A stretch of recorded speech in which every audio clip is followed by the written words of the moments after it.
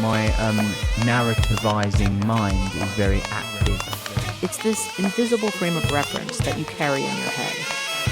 Life presents all sorts of adversity, and some adversity doesn't feel like adversity. It's sneaky. Could I interview you for my space gas? What the hell is going on here? Okay, man. It's a ticking away from 45. Do you like dirty electronic music? I don't mind a little bit. It depends. I actually made this track in the spirit of, I started making these alien noises and then I remembered how much Joe Rogan aliens or talks about them. So I used a clip from him and just made a wee banger. Just put it on loop. Oh, here we are.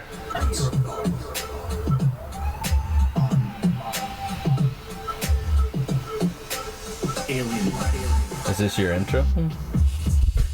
Yeah. Right. Just call it like drum step or like halftime. Mm-hmm. How old are you? How old do you think I am? I'm just gonna give you a 38. That's it. You're not far off. I'm 42. I thought that, but I wanted to. I undercut just for. I wanted to hope that, or like, I judge myself and be like, I'm getting old. Or what is yourself? Take a guess. So I'm thinking you're late 20s. Yep. Yeah. Yeah, close. Yeah. Yeah, I hit the 3-0 this year. There you go. Mm-hmm. Yeah, it flies in. It's a weird kind of feeling because when you're in your teens or younger, you think it's so old, and then when you get there, it's like, no, it's not. It's like 30 is not old. That's what I'm feeling. Yeah. I'm feeling like there's an well, I feel as if I'm just 30 now because I was ill for over a decade of my life, so it felt like frozen. if you can slip and get old fast and feel like you're a kid, it's concerning. Like, that's what I guess I'm feeling. Because if I just mark myself at the age 30, I'm like, wait, I'm here already? All my 20s are gone? And then, but I feel like such a child still, so I could die a child? Like, I thought I would grow old and be miserable and not want to be here, and then... Yeah, it all changes. Thanks for being on the podcast. Thanks for being here. I met you quickly, and I really liked talking to you at the health food store. Indeed. Can we name it? Yeah, you can call it Eat Well Foods. Belfast. Also known as Controversy Corner and Conspiracy Corner. Because we did literally talk about anything. Oh, like us? Yeah. Why? Just over the years, so it's got that name. Over the years, you guys talked on like podcasts or no, just as people come in, because I'm a bit of a talker, and it makes it more interesting, you know, rather than just like cold kind of here's your items, here, you know, back and forth, you know. Yeah. And when people come in, things don't fit into nice 9 to 5s or in these nicely defined brackets, you know. It sprawls out, and you end up going from one topic to the next sometimes with people. Everybody who comes in is different. Yeah. But also, it's kind of the nature of the place. It is. It attracts that clientele, you could say. We're like, I want to know things about herbs, and you're the guy. And then when you start talking about herbs, it can be... woo-woo, maybe sometimes. Sometimes, but I'm very anti-woo-woo. Yeah. So I just like to ground it and sort of like, this is subjective, or for some people it does, but just trying to make it more practical and more realistic, and like all of us, we're just trying to get an answer as quickly and as easily as possible, but it's managing people's expectations. the realities of this is going to take time, and we may have to change it along the way, because there's so many variables. People just want one thing for this one thing, and that would be great, and sometimes it does work that way, but not always, because as we say, none of these things usually fit into nice boundaries and nice, neat, linear sort of paths. Whenever it's like dominoes, those things that it goes down and then it hits 2 or 3, and then 2 or 3 other paths of dominoes start going down as well. That's kind of what happens in the body, and again, people forget the whole mental, emotional side at times. So a lot of times I can't give them something because it's not the root cause. So this is where, when you start looking at people's mental state and emotional and trauma and different, it expands out, and this is where like history, politics, you name it, everything starts coming in, because people's lives, people are influenced by so many different variables. You're trying to help, you're trying to figure out what's going on, but then you're trying to help the person sort of understand it, because like all of us, we can be too close to see it, and you sometimes need that sounding board of someone outside going, okay, I kind of see what's going on here, and this is what we can sort of do to try and correct the ratios of being off balanced. Sate? What was the sate? Sorry? Too close to sate, you said? Oh, sorry, that's my accent. Too close to see it. Oh, see it. Yeah, right. See it. Yep, sweet. When you say it real fast. Yeah, I thought See you it. said sate. Yeah. And then when you talk about the territory of some people don't understand their emotional selves, or like you can't help them because it's to do with their emotional selves. Yeah. That's like a quantum area for people. Or it can almost be like, to some people, woo-woo, because they believe that their mental mind can overcome anything that they're feeling, and it's just bullshit for the moment. That's where then you start branching into philosophy and religion and all these other aspects, and that's what I'm fascinated by. That's right. That's what I find interesting. Just trying to help people navigate it, and just kind of go, okay, this is what I've found has worked for me, or I've seen it work for other people.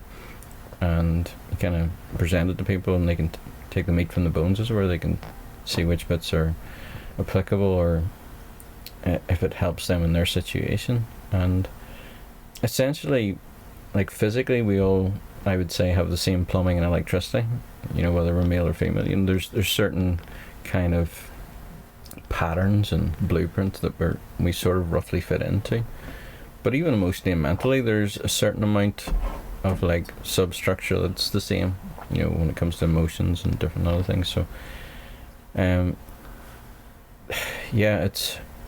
it's trying to unpack that and trying to help people kind of get it within a more manageable range than what it is, and that takes a while. But it's fascinating, and I spent a long time obviously doing that myself, because I was very ill when I was young, and I left school at 13, so I had a lot of time on my hands, and I was spending a lot of time trying to get better, and it was a long process of trial and error to figure it out. And a lot of these things were kind of simple, and I missed it because it was simple, and even at times I kind of explored it, but I kind of went past it because I didn't really understand it at the time, because I didn't have context. And this is why I'm a big believer in contrast is one of the best teachers. The greater the contrast, the greater the clarity. You see boundaries better, you see how things go whenever there's greater contrast, but it takes a while to develop that and to understand. And then it's like, it's one of those things that you don't always appreciate the answer until you understand the context. The answer can come and you can see it and go, yeah, but I don't know where to put that or where it fits. But when you've went through a process of making a lot of mistakes and things not working, that sort of builds that landscape, it builds that contrast, and then eventually, if that comes round again, you kind of go, oh, okay, that is actually what I'm looking for, but I just didn't fully realise it because I didn't know where to fit it in, or how to use it. It's a wee bit like a jigsaw puzzle. It's like, Can you give us a direct example of you maybe learning, even if it was when you were 20 yeah, or 15? Well, take for example in terms of when I was ill, which was a lot to do with my gut and my liver. I was given antibiotics every year, growing up, 2 of them, and of Growing course, up with 2 antibiotics? but, every kind of autumn and winter, when I took a cold or flu, the doctor prescribed 2 antibiotics, amoxicillin and another one. I always remembered it as the pink one and the yellow one. And that, as we know, as times went on, wrecks your immune system in your gut. It kills everything, both good and bad. So it kind of keeps you at a low ebb, at a weaker state.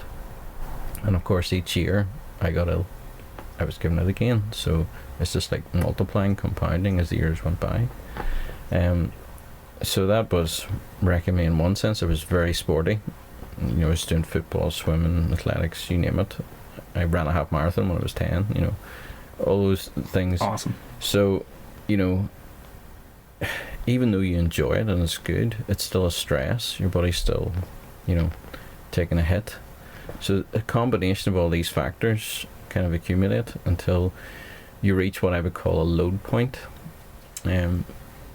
Boats have, ships have a line. It's the load line, and I kind of use that analogy for people in the sense of everyone has their own load line.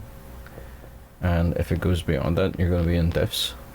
And it's accumulation of different factors, get you over above that load line. So that's why it's different. The variables of, like, it could be a little bit of this and a lot of that, and vice versa.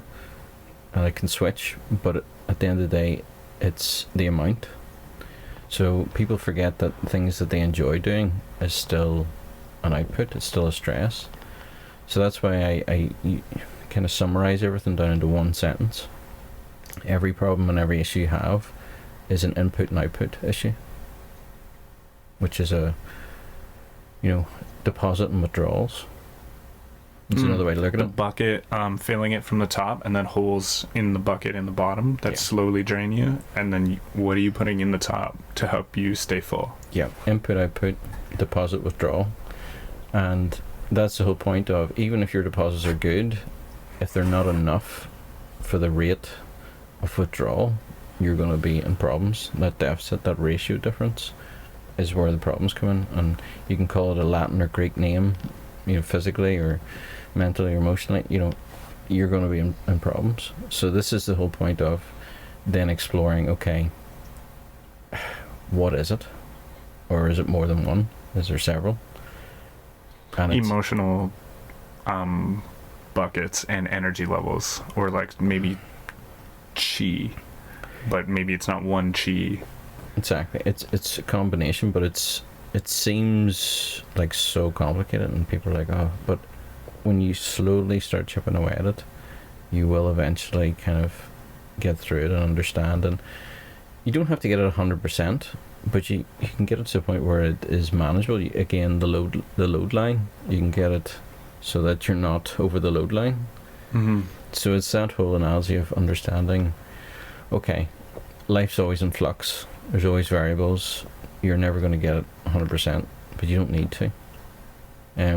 It's the same with, like, in athletics. So whenever you train, you don't train to the line, you train to the line past the line. That makes sense. So if you have 100 meters, you never like, I'm going to run to that line. You're looking to a line past it, you're going to run to that line, because even subconsciously you start to slow down to wherever it is. So I did a lot of archery when I was younger too, and it's, when you're taking into consideration, wind and different other things and the weight of the bow, and you're adjusting that, so you're never always just aiming directly where you want it to go. You're off-centering it slightly and adjusting it, because you know that that path will get it more to the point that you want it to go. Yeah. So it's understanding that from that point of view of, okay, what can we do that's actually practical? It's not like, oh, these are all nice sounding things, but what does that look like in my life? How do I make that applicable? I'm dealing with this problem, this issue, how does that make sense? That's what I'm saying. When you have a kind of a framework, it helps you organize it better. So it's kind of like the map isn't the territory, but the better the map, the better you're able to navigate the territory. So we were kind of introing on how some people, you can't help them because sometimes it's the emotional side that they can't figure out. And this is a great deep diving topic about like excitement and maybe living an exciting life and a loving life can actually be what you need. Yeah. And then I was trying to get an example out of you. I guess it was a side topic of contrast. Yeah. Oh, sorry. I did veer off. It was because you went back to the energetic part, but we can go back to that too. But. No, contrast. Sorry, I meant to say an example of that was when I was ill. About I had looked into the fact of my gut health not being good. At 13? Yeah. Well, it was a couple of years in. 17. Probably, yeah. A genius already. Well, more desperation, not so much. Just, I've quite a engineering kind of mindset. I like detail. I'm quite methodological about how I go about things at times. So it's sort of like a trial and error. Of like, okay, that didn't work. Trying to figure out how the process works from the bottom up. From anyway. From what you can do exactly towards what you want. Exactly. So it's that. It's like thinking in verbs rather than nouns. Nouns are kind of static, but the verbs an active aspect. So I'm kind of always kind of thinking of the process, the motion, rather than sort of like that. So I'm going, okay, what happens when things go through all this? Why is this? It's cause and effect in a sense. Why is this effect happening? What's causing it? Is there one thing? Is there multiples? So I had come across stuff to do with the gut and different things, but because I didn't have context, I didn't see it as being as important as. Was it context is what you meant, not contrast? Although contrast is kind of. You see, it overlap. It's like they're synonyms in a sense. And so this is my point of. If you have jigsaw pieces and you have one piece. There we go. Pieces is sort of like, it's one. So that's. Oh. 1 second. Yeah. Checking. I saw numbers flying. Yeah, we're good. It's gotta be it. So yeah, as I was saying, it's the contrast of puzzle pieces. That piece without the surrounding pieces, it doesn't really stand out as being important at that moment in time, but as you go through everything else and sort of all the pieces come in later on, that piece is like, oh, this is actually so central to the overall structure. Or a better analogy would be maybe mechanically, you're putting in all these other pieces, but like kind of the nexus point, the node that sort of all these other things need is this bit, which you didn't realize at the start because you didn't know. And you can't figure out the puzzle unless you have the pieces. Exactly. Yeah. So it's like, where do you start? It's like, when you just start. There is no right or wrong. It's just like you got to get in and you start it together. So that's the whole point of. For me, contrast is necessary, but it takes a lot of data to get there. So how do you get those other pieces when you're dealing with your gut health? Okay. Well, it wasn't just gut health. I knew it was part of the problem, but I didn't realize it was the bit that I really need to focus on first, on those early stages, for everything else to get sorted. And then I didn't realize that I had candida and all these other things. So there's just layers. Candida albicans. It's kind of a yeast-like organism that can create leaky gut and feeds on sugars and kind of creates like an alcohol in the body. Are you born with it? Everyone has candida in them, but it's in a small enough amount that it doesn't cause a problem. But the likes of antibiotics and different other things is what thrush is called. When we get thrush or babies get thrush, that's candida. And leaky gut, What is that exactly? It's your intestines, your guts. Yeah. Have a very kind of thin membrane, and there's these kind of finger-like, hair-like parts on the inside that create a wider surface area for you to absorb things through. Because whenever you eat it and gets broken down, it obviously has to go through that to get into the bloodstream. Spaghetti. Yeah. Or a brush. But like they're wee small kind of finger-like projections, like a tile, like the wee. Yep. Sort of like that on the inside. So there's a greater surface area than rather than being straight. So, or smooth, I should say. But what happens is different substances, especially a substance called glyphosate, damages those and can shorten them or flatten them, can create fissures. And strangely enough, the technical name is tight end junctions. That's sort of the connecting aspect between different cells. They get broken apart. So larger particles of food and gluten and so forth can get through into the bloodstream, which causes problems. So on the exterior of intestines, there is like the bloodstream, where there's like it's arteries and it's the interface. It's a bit like your lungs. When you take in, it's getting into the bloodstream that way. There's an interface there, and in the lungs. So it's sort of the equivalent for food in the gut. So when that's damaged, you're not absorbing properly, you're having issues, and I didn't fully grasp that at the time. I sort of looked over it, but I was thinking I was deficient in something.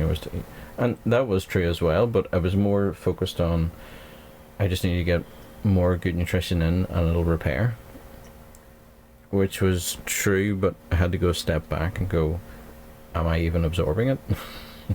Am I even getting it, because the old saying is you are what you eat. It's like, not really. It's you are what you absorb. Because you could be eating it, and unless you can assimilate it, you're still deficient. Yeah, and you know that, like, best now. Yeah, well, that's what I'm saying. It's simple things like that. You go, duh, but when you're in your teens, you don't know any better. I mean, I was told I could possibly be in a wheelchair, because I was told I was told I had a virus.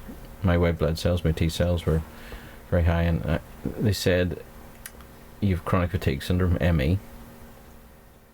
That's what they said. And sorry, we can't do anything for you, but you could have it for a year, you could have it for the rest of your life. We just don't know. So I wasn't really like overly disheartened about that, because I was just like, well, okay. I was just apparently I'm tired. Yeah, I was like exhausted. I felt like I'd run a marathon, like every day. Even after that marathon, like, and just as time went on, you just keep getting more and more tired. Yeah, I was like the start of second year of high school. After the first term, I just couldn't go back.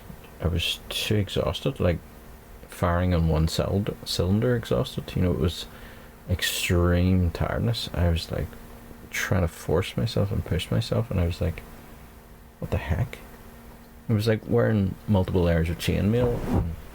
Like gravity was twice what it was on you. It was like, this is a slog.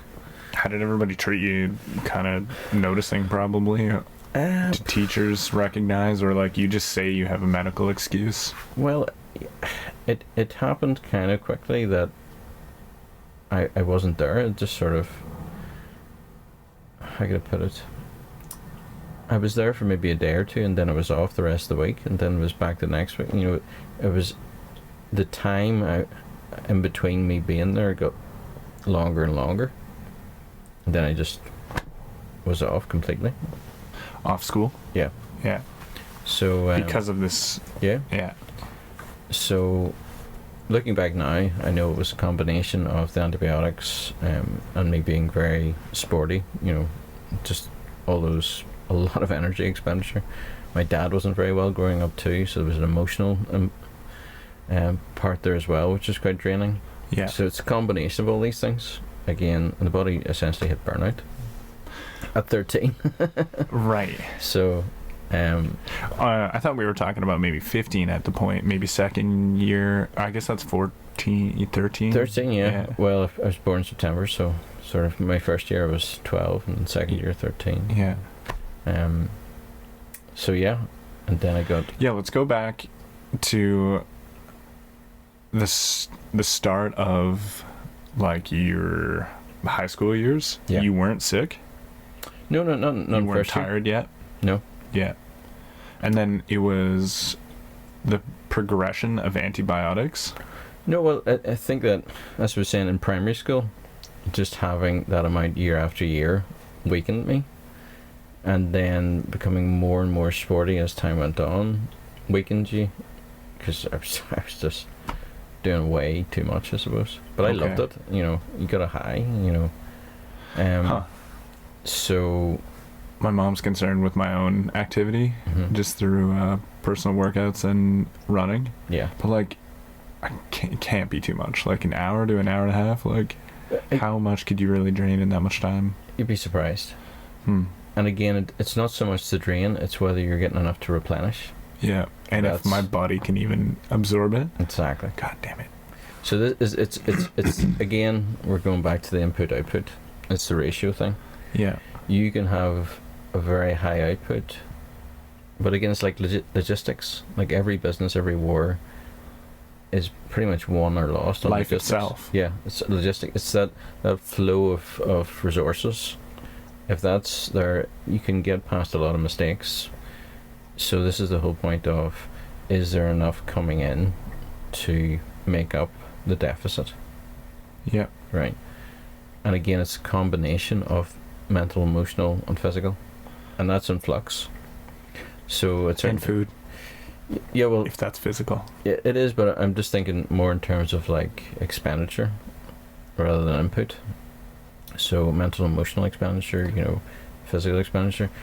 So it's the combination of those three, you know, you have to take into consideration, because people, I would see a lot of mental health nurses and a lot of like bodybuilders and different people who are very sporty, and for me they're the same, even though they're in different areas. They're just very high output, because being around people who are difficult emotionally and everything is very draining. Even if it's not being directed at you, being in the atmosphere of it is very draining, because your nervous system reacts. You know, your cortisol goes, your adrenaline goes, your body feels under threat. You know, during the Troubles here, a lot of people in a sense had PTSD because it was the constant threat, the hypervigilance, and because it happens over time, people aren't always aware of it. There was a experiment done on monkeys in the States where they electroshocked a monkey whenever the bell rang, and they only ever did it once, and after that they never did it again, but they kept ringing the bell, and the monkey reacted to the bell as if it was about to get shocked. Yeah. And eventually it took a nervous breakdown. Now it only ever happened once. So without, like, the monkey can't maybe, you know, do meditation and notice and remember that he had that trauma. Well, no, and then forget the trauma to then forget the bell. Well, it's the associations, like Pavlov's dogs. You know, it's that whole thing of... Whose dogs? Pavlov. Okay. The Russian guy who, again, rang a bell and fed the dogs every time the bell rang. So the dogs associated the bell with food, so they started to salivate. Yeah. So it's that kind of behavior because of a connection. So the monkey had made the connection between the bell ringing and a severe, intense electrical shock. Yeah, and to be clear, you were saying that, like, when the bell went off over and over, he kept being shocked, or not physically shocked, but scared and reacting, and then he had a nervous breakdown. Yes. Damn. So again, it's illustrative of what happens to people. You know, it's like someone who comes up to you and is about to punch you but pulls the punch. Yeah. You know, you're still gonna flinch as if, even though it's happened many times. It's just like, see, that repetitiveness just can drain you. So being around very emotionally intense people, or people who are acting, you know, even though it may not be directed at you, it can be very draining. Yeah. And the potentiality of physical violence, but that's very draining. So like through the Troubles, considering to other conflicts, there wasn't that many people died or got injured. Yeah. And I say that respectfully, but over 40... And I agree with, in a sense. Yeah, but over 40 years, it was like 3,346. Something like that. Yeah. In the 3,000s, but even, let's say it was double that. Sure. Or triple that. It's, in certain conflicts that happens in one day, that amount of people, Yeah. So it wasn't great from that point of view, and even injured, I think there's some estimates like 40 or 50,000. But let's say it was double that. Still, compared to other things, it's not that huge when you consider the time frame. Yes. But what was really draining was... So suck it up, Ireland. Yeah. No, what was really draining is the constant repetition of, like, hoaxes, bomb threats and different other things, and it sort of numbs you as well, because you get used to it, but generally, like, people didn't know whether they were going to come home alive or see their loved ones or not, because it's just the repetition. Were you around here for that? Yeah. No, I was very young, and I missed the worst of it. The 70s were the worst.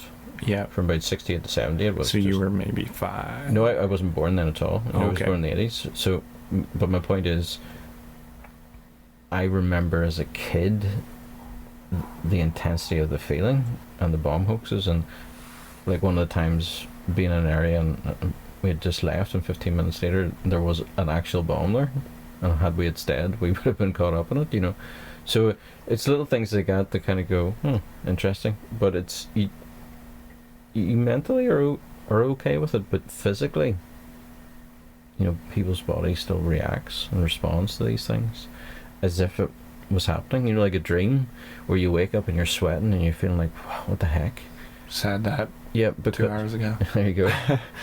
Your nervous system is reacting as if it was happening. So this is the whole point of, even when they get athletes to visualize, and getting people to visualize, you're sort of prepping yourself, getting the body, ready.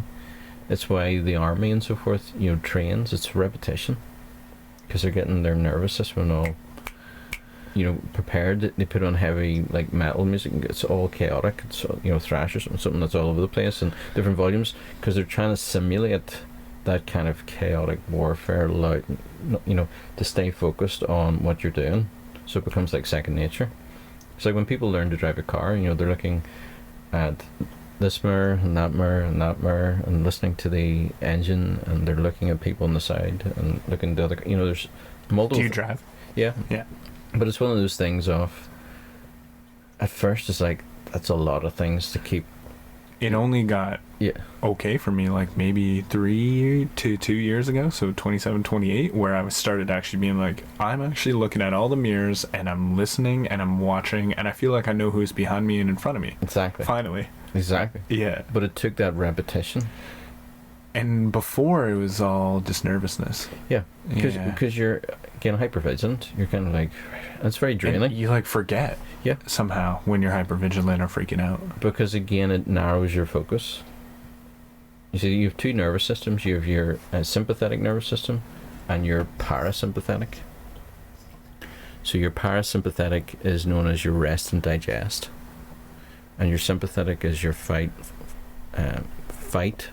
flight, or freeze. Yeah. Okay?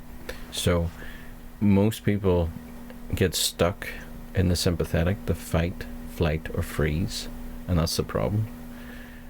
You need to come out of it every so often to get a rest, and this is why people get addicted to different things, because they're desperately trying to get their sympathetic nervous system to stop, to give themselves a break. Yeah. It's like when people have sex too, whenever they climax and so forth, it's a release. You have you have different tons of stuff. Yeah, you have a hormone release, but it's the nervous system relax. You get a break, and that's why I think a lot of people get addicted to sex, because they're actually dealing with a lot of trauma, a lot of other things, and they're trying to find a release.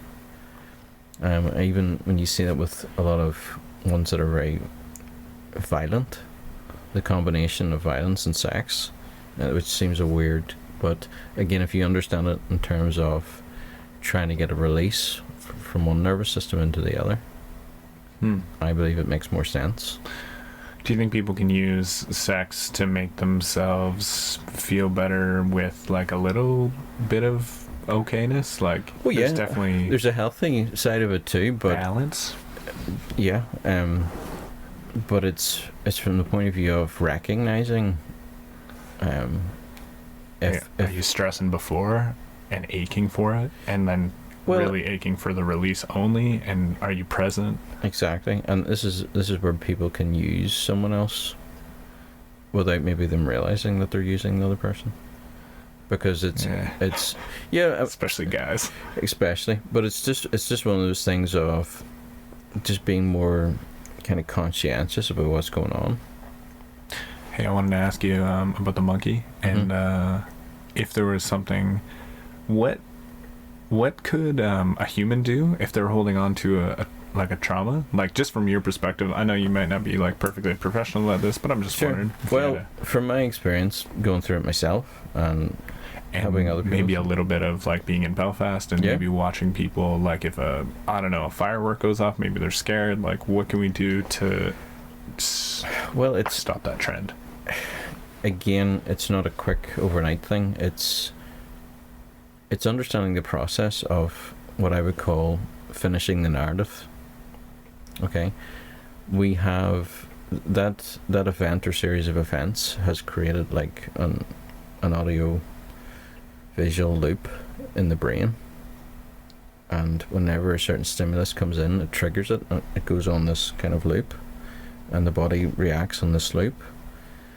So when people who have PTSD or flashbacks and all these other things, it's understanding, okay, this is what's happened, so what do we do is sort of like re-record.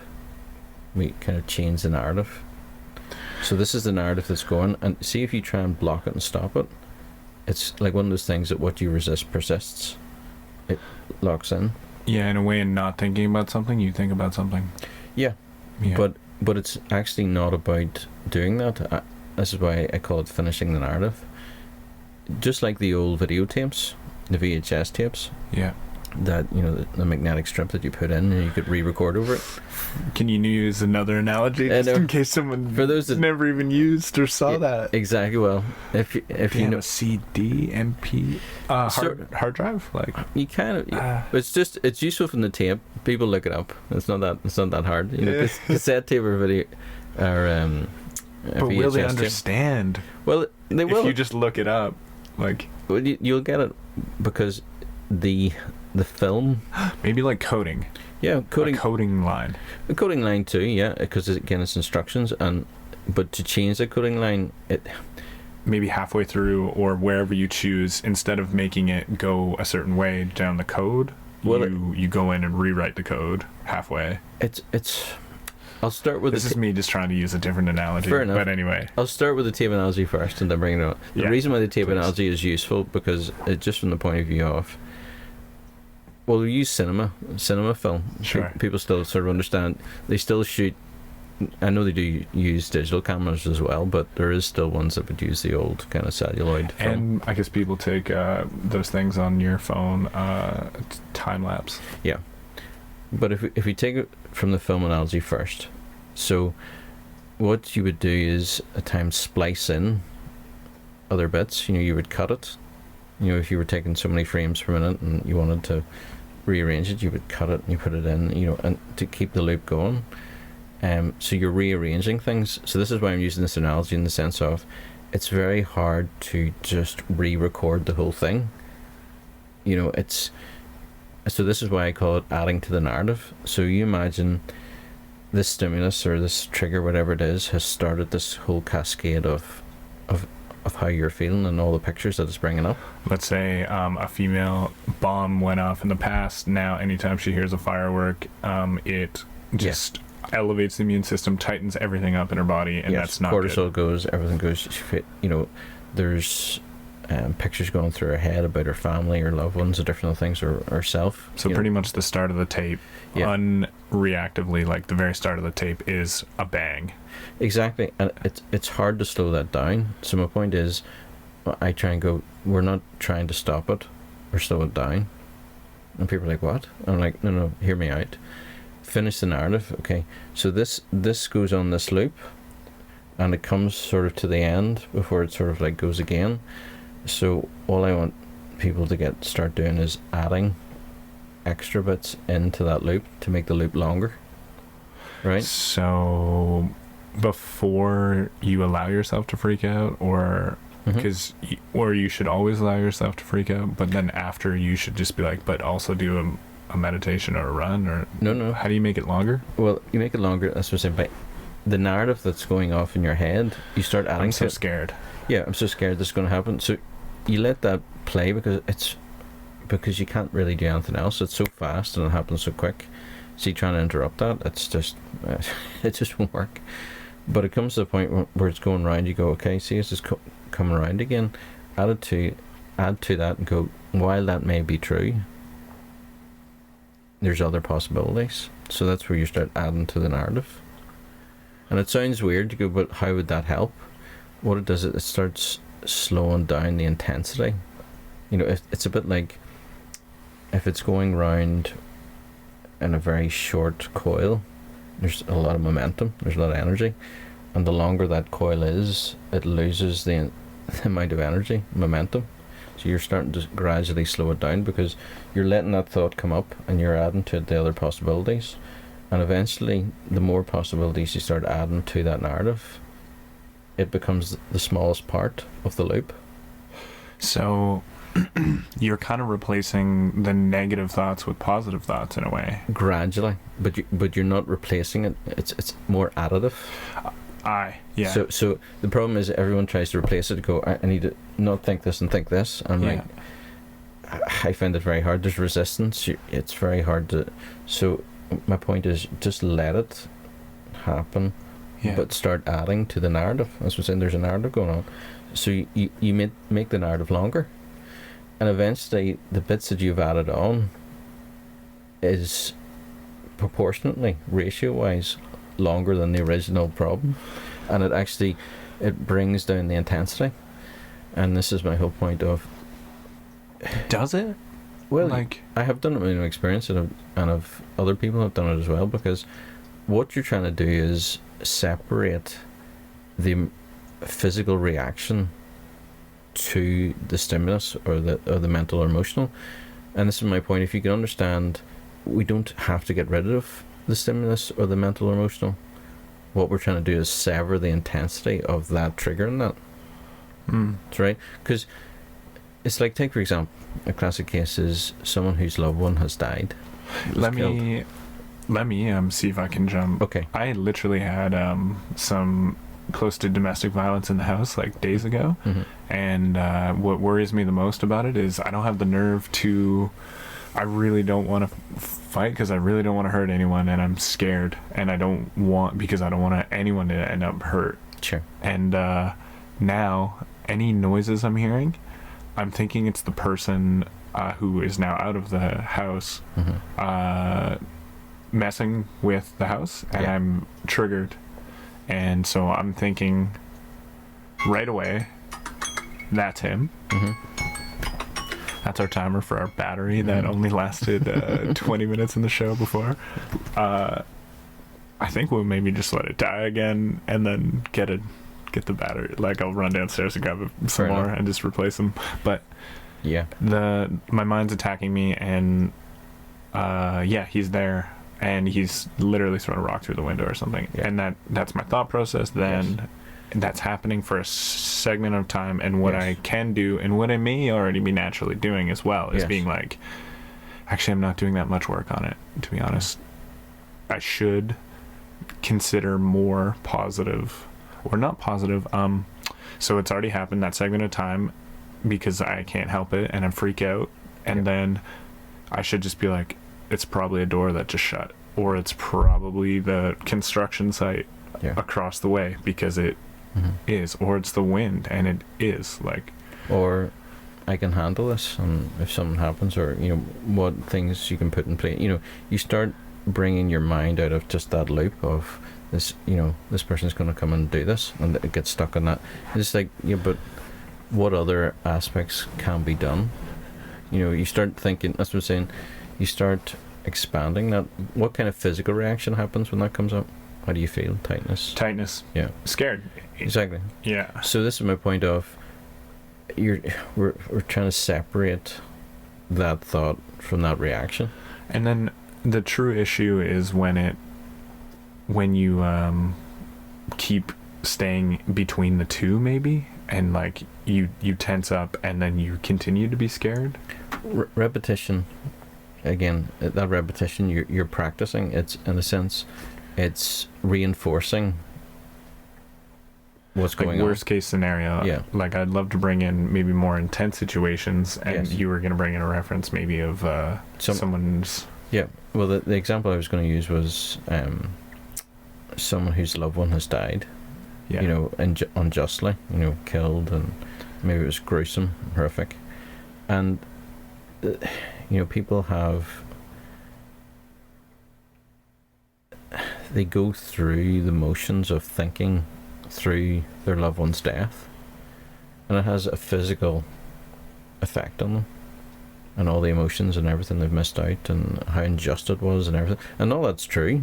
We're not taking that away, but it can get locked into that, and there can be like survivor guilt as well. You know, it should have been me, or And all does these this, things. maybe I'm just gonna say off the top of my head, car accident, and you were Mhm. there and you didn't die, and then what happens is every time you literally see a car from now on, Yes.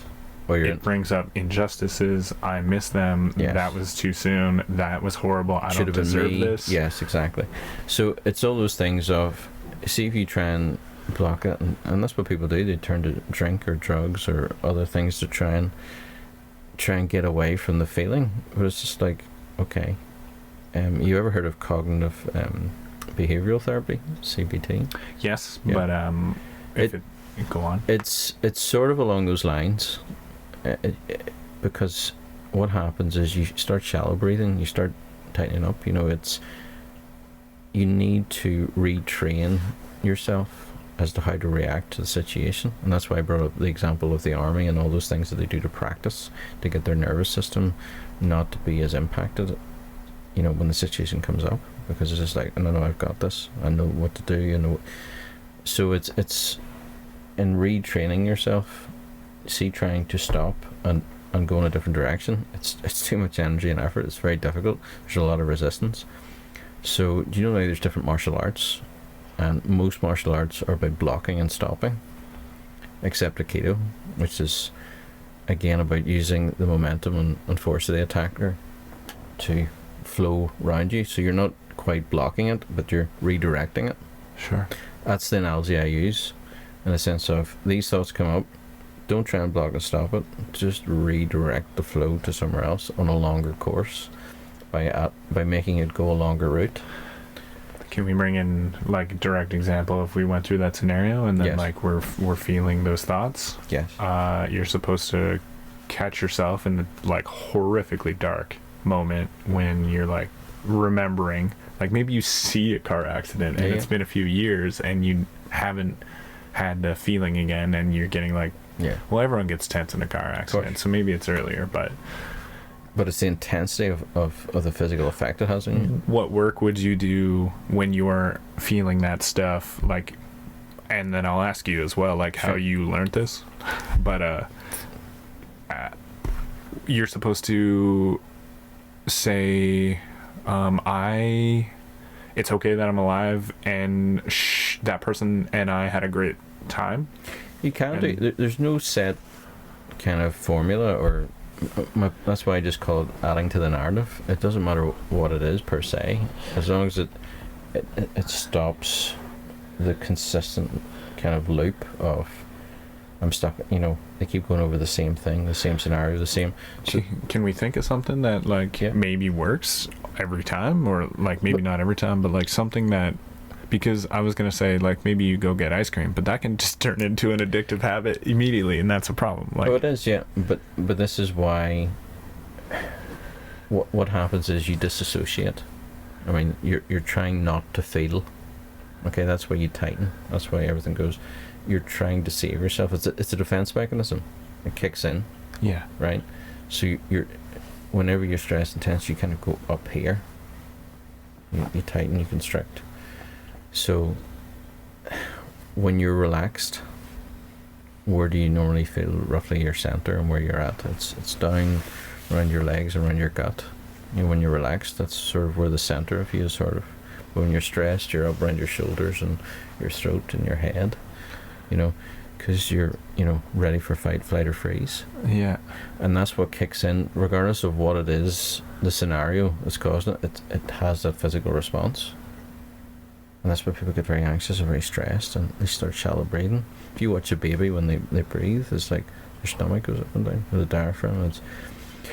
And that's a good way to sort of catch yourself kind of going, okay, start to breathe. That's why, like cigarettes, it's not so much the nicotine, it's the deep breath. And then you get rewarded with the nicotine after that. So it reinforces the behavior of, if I do this, I'm going to relax. Yeah, because you start to breathe. Yeah. That was part of the problem. You were shallow breathing, you were constricting. But even just the process of getting oxygen into the body and starting to can help bring down the tension a bit. So that's what I'm saying. It's about understanding processes and this thought process, which it happens too quick. You're not going to catch it on. You're not going to stop it straight. It's just what can we say that is a good way to think if we had to make one up? Or do you have you been recently had something where you've thought positively, or I don't mean to just say think positively. Sure. I mean like added to the loop recently. Where what did you add? What did you? Well, what could we say about that addition that could be a guideline even for me? Yeah. Later today or tomorrow. Well, what you add is a sort of like expanding the scenario. What about for me? Yeah. Well, expanding the scenario. That's what I'm saying. Regardless of what it is, it's like blinkers. You're locked into this scenario with these characters and these situations. Yes. So you start adding into, like, zooming out. Take a. It could be anybody. Yeah, but zoom out. Could be anything. The noise could be anything. I'm thinking about myself. No, and exactly. But if I hear some noise. But zoom out in the sense of how far is the police station? Where all these different scenarios of. There's possibilities, there's help nearby, there's neighbours, there's different things. It's expanding, bringing in other characters, bringing in other scenarios, going, okay, that starts to take the focus off the intense blinkeredness of, this is going to happen, this is the way it is. You're already sort of, it's like a foreboding.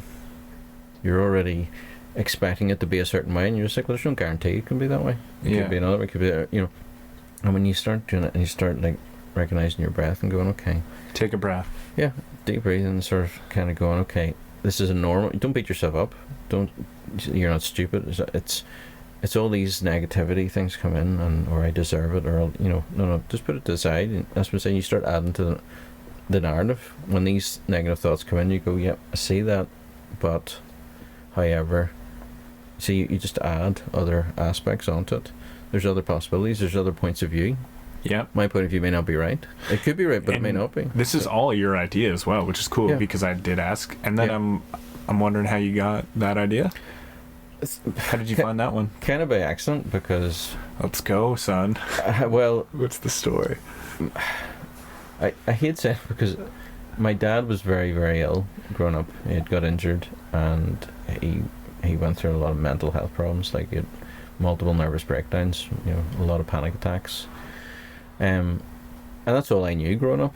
Yeah. And it wasn't every day or every week, but it was there, and it happens, and it's intense, and you sort of get past it and you go on, it's fine. But there's like on the back boiler, it's sort of always there, and sometimes you'd go on eggshells, and it wasn't his fault. It was just the circumstances. But I realized that sort of environment, that kind of conditioning, had put me in a hypervigilant, mode, and I was unwittingly getting more stressed than I realised.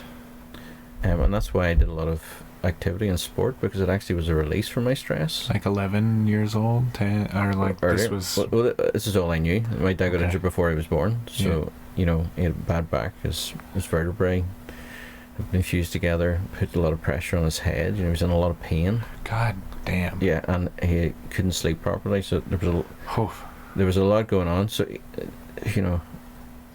it wasn't easy for him by any means, and he did his best, and he sought out help, and he did whatever he could, but it was very intense. Like, he would take himself off for hours and go out walking for hours, just trying to, he didn't want to live anymore, in one sense. He just, the depression was so bad, and it was very difficult for him.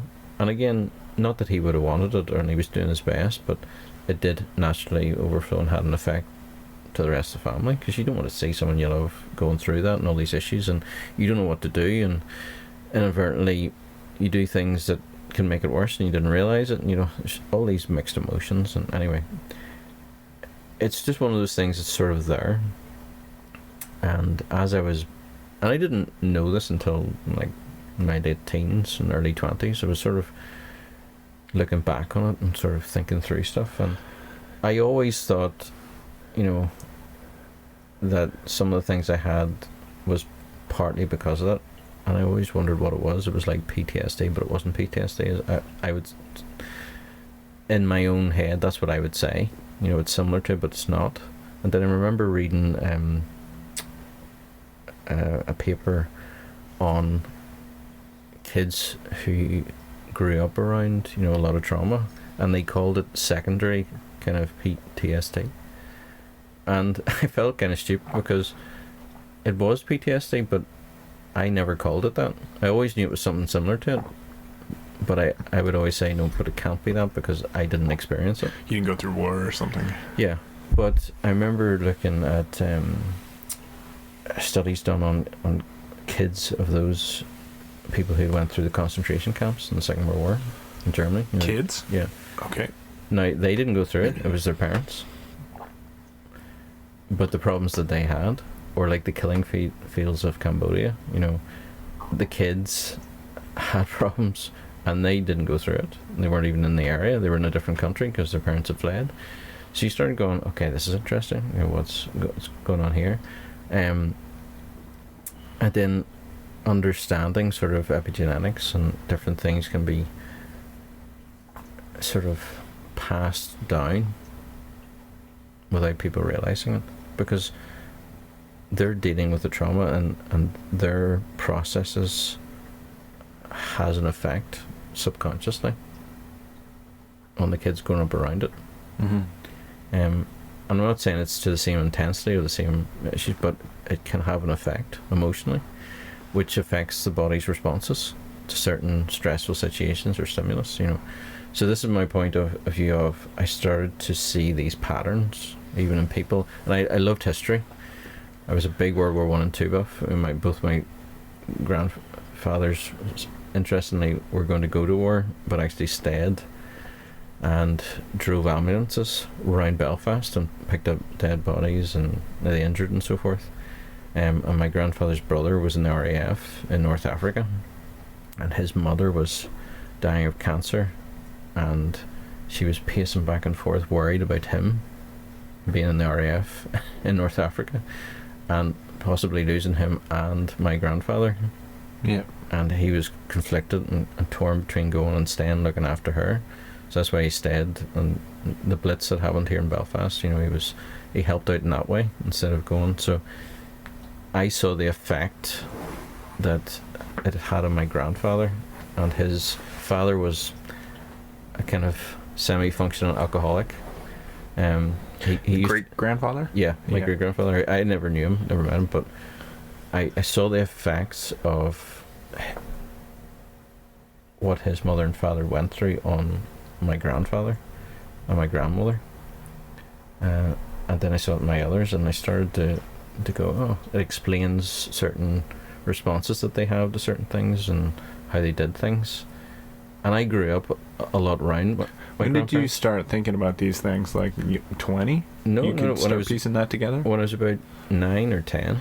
Oh, no, I mean the way you dissecting your great grandparents. Oh, that was it was in my teens. It was in my late teens. And Grandpa then being like, I notice now that maybe that how they react is the same as how my dad reacts, or maybe Yes. my dad reacts this way because of how they acted. Or Exactly. something. But you were thinking about that when you were in your teens? Absolutely, because I only started thinking about that stuff like when I got 23 or something. no, I was just fascinated because I love language. I love words and what they mean and where they come from.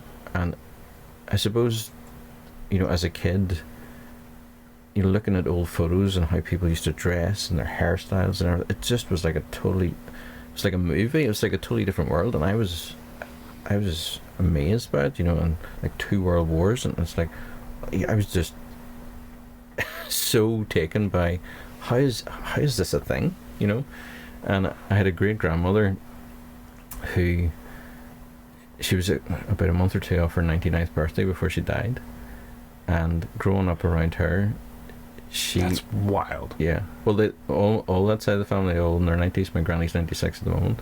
My grandfather died a few years back at 96, and my grandmother's half sister, she died at 100, and another sister died at 95, and they were all in their 90s. That's incredible. Yeah. For human life, for human history. So, growing up around, I didn't see my great grandmother on that side that often, maybe once a week or once every 2 weeks. But she was like a stereotypical sort of sage, like a wise woman. She had a rocking chair. And Great grandma. Yeah. And on what side? My mum's side. Okay. Long, kind of whitish, with silvery hair, tied in a bun. And grandma on that side is 96? Yeah, right okay, now. on that side. Yeah, so it was her mother. Yeah. And she didn't really speak that much because she had lost her hearing quite a bit, and her eyesight wasn't that good. When I exactly. So as a kid, it was like this old kind of house, big fireplace, big cast iron fireplace. She drank tea like tar. It was just like loose leaf tea in the bottom of it, and then poured out. It was like some kind of syrup at times. It was so strong. Holy. Yeah, but anyway, I want to do that now. Exactly. That whole kind of world just encapsulates. It just. I was like, how is this a thing? As a kid, it just was so strange and bizarre and interesting. The world of old people? Yeah. Sure. But it was just such a contrast to what I was, I was like thinking, even as a kid, like my grandmother seen the airplane and telephones and all these things in her from when she was a kid to now. I mean, that's such a massive change in your lifestyle to go through. It just, I don't know, it excited me. What about we were on trauma, and then because of my own trying to figure out where you learned the stepping system to add to the loop. I was sort of giving you context by having that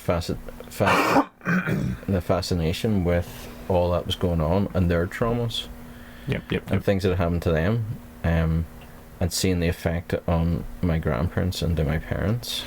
I then look at it myself and then going, okay, that's what I'm saying. That kind of contrast, that kind of context was maybe why I was thinking of these things sooner than most people. And I was sick also when I was a kid, so I had a lot of time in my hands when you're sitting there going, you want to fix something rather than having the world of options in front of you. Yes. I don't know, and you feel a wee bit when you're sick like that, sort of like, I don't want to be here, what can I do? And interestingly enough, I happened to be sick at very key moments of history.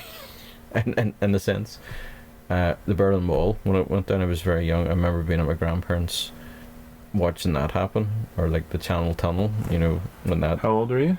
Wow, what was it, about 7 or something? Okay. I was young, but I remember it. I remember on TV. I remember TV, black and white. No, it was color. It was color. 50s. Yeah, that was 60s. my dad's and my grandparents. But I remember watching it come down. I remember hating the 80s as a kid. I didn't like it. I was very young, but I just even like the hairstyles. Yes, we're back.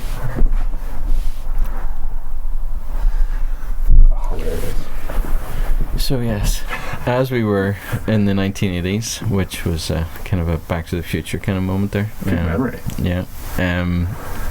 As we were saying, in terms of contrast. Oh shit, this is fun. Yeah. Hello. I can hear you rubbing your leg, I think.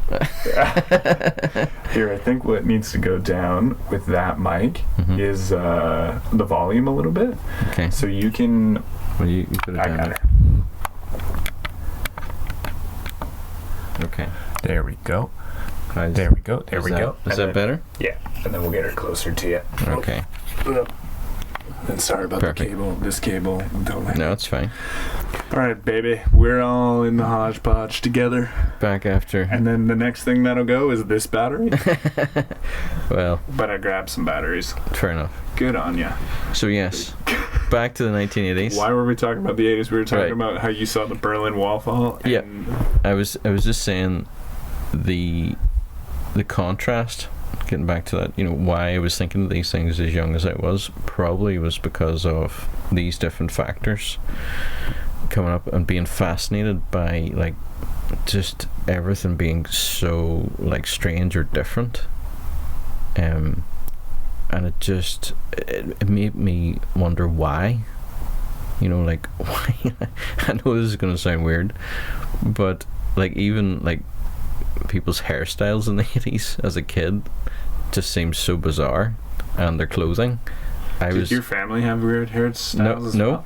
No, we were very, I would say, average, normal, but it just seeing stuff on TV and seeing people, I was like, why would you do such a thing? It was just so bizarre to me.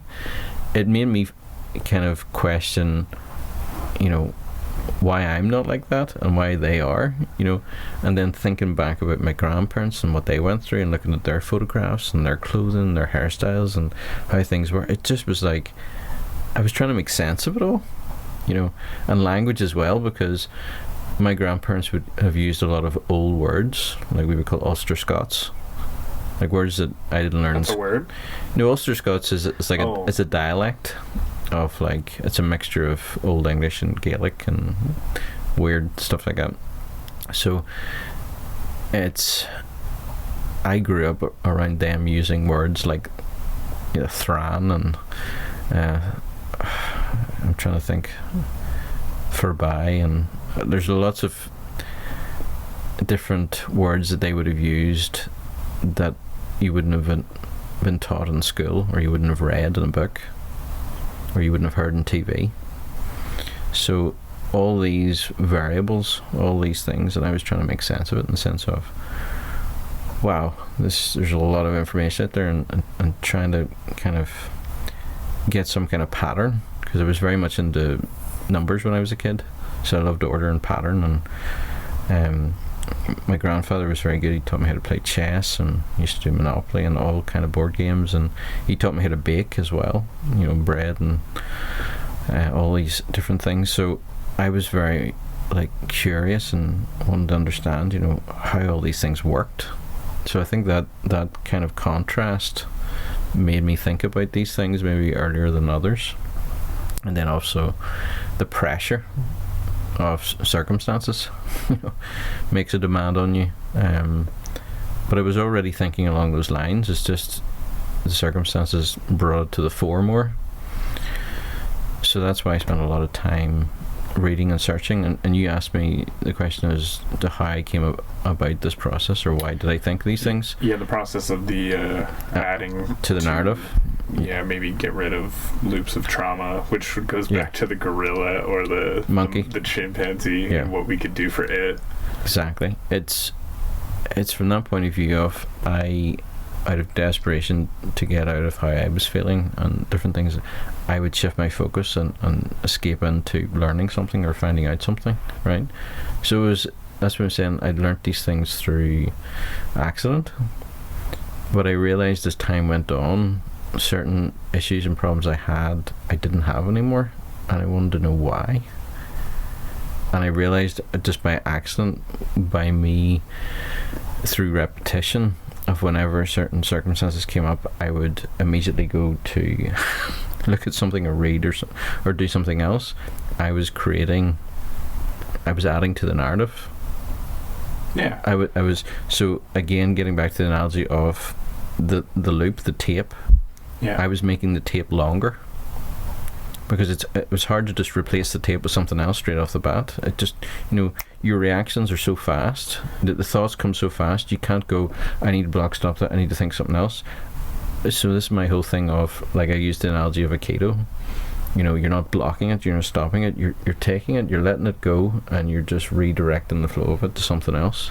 So I was taking the intensity of that situation and all my thoughts and redirecting it into, I need to look up this, or what is that, or thinking of a word and looking at what its meaning was. And through that process, I was actually dissipating and gradually kind of steering it away from that constant loop. Could we just say simply that time itself needs to pass, and that would be like a simple way of saying it as well? Because to add to that narrative,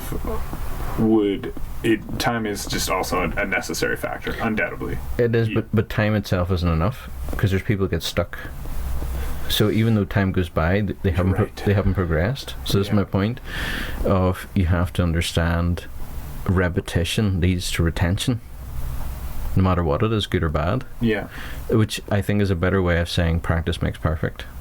And if you practice the negative side of it, you're perfecting it, you're completing it, you're keeping practice freaking out. Yeah. So it's repetition. This is the whole point. Once you understand, there's a saying in neuroscience and all things to do with the brain, that neurons that fire together wire together. Yeah. Right. So it's from that point of view of, the way they talk about people are different. People have different ways of learning.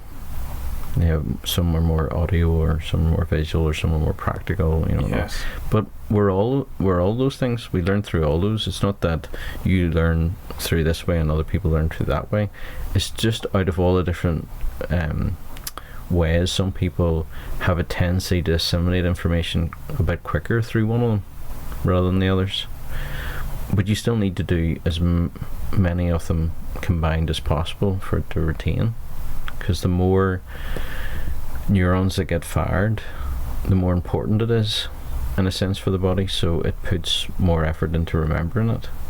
The same when you're learning an instrument, that constant repetition of your fingers and that pattern constantly keeps the neurons. So it goes, right, I'm going to have to do something about this because it's constantly being used. Your brain, your subconscious doesn't know right, wrong, or good or bad. It just knows stimulus and repetition. So if I had known this next bit of information when I was in my teens or in my early 20s, it would have helped me a lot.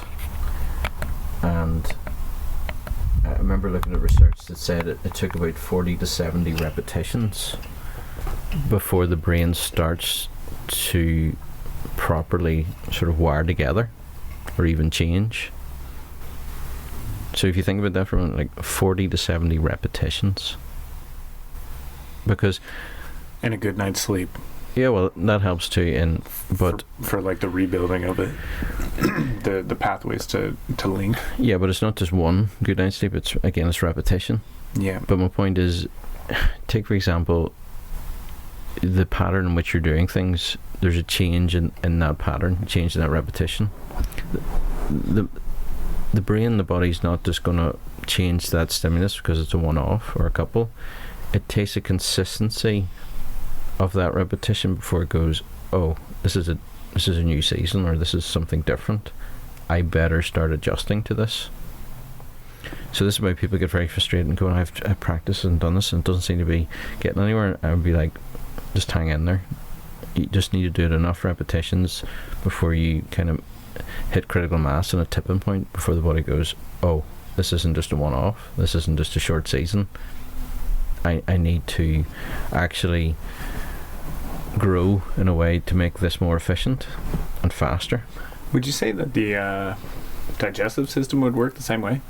Like maybe if you're not observing, or you aren't used to eating a certain food and it wouldn't be good at absorbing it, and then maybe this is not a good analogy or like similarity. I can sort of see what you're saying, but this will be a staple food that you should learn to digest. Up to a point, where the analogy breaks down is, again, your gut is known as your second brain. The stimulus that goes back and forth. The difference is the processes are different. The stimulus is different in the gut compared to the brain. Yeah. So I can see where you're kind of coming up, but it's funny how many little errors there's been, and then I hope, like, you know, I don't know how new these batteries are. Yeah, well, those were new. This is a good example of what I said about input and output.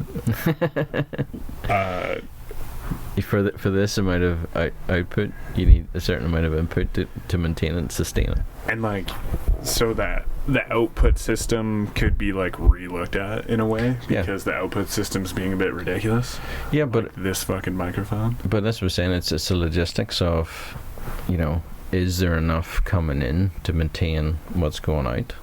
But like, we should reassess. We got to assess our outs too, because this out's like, well, I could just find a better microphone. This one is better. The only thing is it doesn't have an input. So like, this one's recording 2 at a time, so then I don't have to later put 2 together. But yes, I don't know, all these batteries and these power outages, like. No, but this is a good example of what I was saying about contrast. Okay, you and through the trial and error. You start to refine. You start to understand. Okay, what is it exactly I need, and when, and you're weighing up, you know, these variables to get better. So this is the whole point of what I was saying about input and output. Yeah, you know, one of the first points. Exactly, it's a transferable skill. You use it for everything, and this is the whole thing of mentally input and output as well. What I would say when I teach and do lectures or courses. Where do you teach? Wherever anyone wants me. So I would use examples in the sense of your physical body needs food and water. You know. And obviously air and light, you know, but it needs those main things to function. Your spiritual body, which is, I would call that your mind, your emotions. Your spiritual body needs words and pictures. That's the food it feeds on. Okay. What are the pictures? Is that your eyes? Yeah, but it's what comes in through, you know, your ears and your eyes and even your imagination. You know, that's what you feed upon. So as you think, so you are. You know, it's the quality of what you take in and retain indicates the health, you know, emotionally, spiritually, mentally. These for me are synonyms. Yeah. So this is from the point of view of, just like by analogy, using the physical realm to support the physical body, because there's people in comas and they're kept alive, you know. As long as they're getting the nutrients in the air and stuff, physically they're alive. But mentally, you're not. You know, people can be brain dead and yet physically alive. Yeah. Right.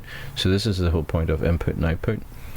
The quality of people's lives, and this is why sometimes I can't help them in one sense by giving them a supplement or using food to help them, because it is a emotional mental problem. There's a trauma. How do you see that? Or like, this is in the store, you'd see that? Well, you see it through people starting to talk and explain their symptoms, and you start asking questions around it and how long it's been and different other things, and you start to get a feel, you know, how people talk about it and their characteristics. And I've seen that many people over the years, you know, thousands of people. You see patterns. You see groupings and opinions, so you spot it a bit quicker, and you start to go, okay, it's more likely to be in this area and that, and then you ask other questions and try and refine it down. And this is the whole point of, I can help them, but not in the way that they think they can. I can help them. I can't just give them one thing to go, that'll fix you. Yeah. People want something to do it for them, and a lot of times that very rarely ever exists. And it's encouraging people and helping people to take personal responsibility and realise, okay, you can actually do it.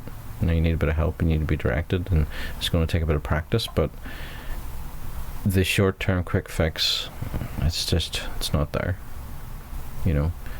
So it's being realistic, and that's why I say it's about managing people's expectations. People have an expectation that's unrealistic.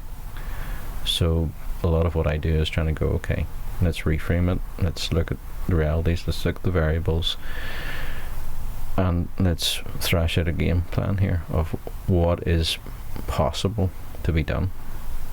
We're not trying to sell you be all and end all. We're not saying we can 100% deal with it. But if we can get you 50% there, or 70% there, or 80% there, it's still good. So this is the whole point of helping people understand there is options, there is things that can be done. Now, it can take a wee while to find the right combination to work for the person. But as long as they keep chipping away, they will get there. But you have to be kind of intentional about it. If you're just randomly doing it, you know, you're going to dishearten yourself, and it could take longer. It can still take a long time. In my case, I was being intentional, and still took me a long time. But it's one of those things of, had I had other people with a bit more knowledge, and at the time, I suppose hardly anyone had the knowledge, because it was very early days of a lot of stuff that we know now. Yeah. So my parents were very good, and we went everywhere and tried everything near enough. I actually can't think of anything we didn't try. You know, for you. Yeah. And none of it worked. And your dad too, like, even through his pain. Yeah. It was very encouraging. He always pushed me forward to get out and about and socialise and mix, and really encouraged me sports wise and everything that way. He did his best, you know, and I was grateful. But that's what I'm saying. It's through that process you start to realise, okay, this isn't working. What else is there? The relationship with your dad, all around, like earlier when you were saying it was a bit traumatic because, and there was some PTSD, but all around your dad was like more loving to you, and not like he was not a monster. He was a monster, but there was times it was very difficult, like the pressure, the anger, the frustration, and he would take it out on other people because yeah, but not really physically, but like verbally and emotionally. But again, it was more of an off flow of his own torture, in a sense, his own trauma, his own issues, you know. And he did his best to limit that by going away and driving away for hours on end and trying to, you know. But, you know, unfortunately, really well worded. The offset of his tortures, like it was, you know, like a kettle, the pressure, you know, kind of like, it's sort of like that, because again, it's a boiling kettle, exactly, it's steaming out, exactly, screaming out. And like, he did try to get help, and he just hardly got it, or he was just given drugs, which didn't really help. It just suppressed it. It maybe eased it or numbed him or dumbed it down for a while, but it didn't actually deal with the right problem. Thanks. I was wondering about that with your father. So it was complicated. It's difficult. It was like, it wasn't easy at times. I mean, it's a wee bit Jekyll and Hyde-ish at times. Jekyll and Hyde, I forget who that is, but I feel like Jekyll like runs away from Hyde, maybe, or either or. It's just an example of like the extremes of character or character change, you know. Yeah. But hey, you should go for it. Another topic, like with the repetitiveness conversation we were talking about before. Are you working on anything right now, repeating it to lock it in with yourself? Consciously? Not consciously. Like, consciously, not really. No, because I'm just in this cycle of doing these lots of little things, you know, all the time. So there's nothing that I'm overly currently working on with that technique, because I spent a lot of years doing that and trying it.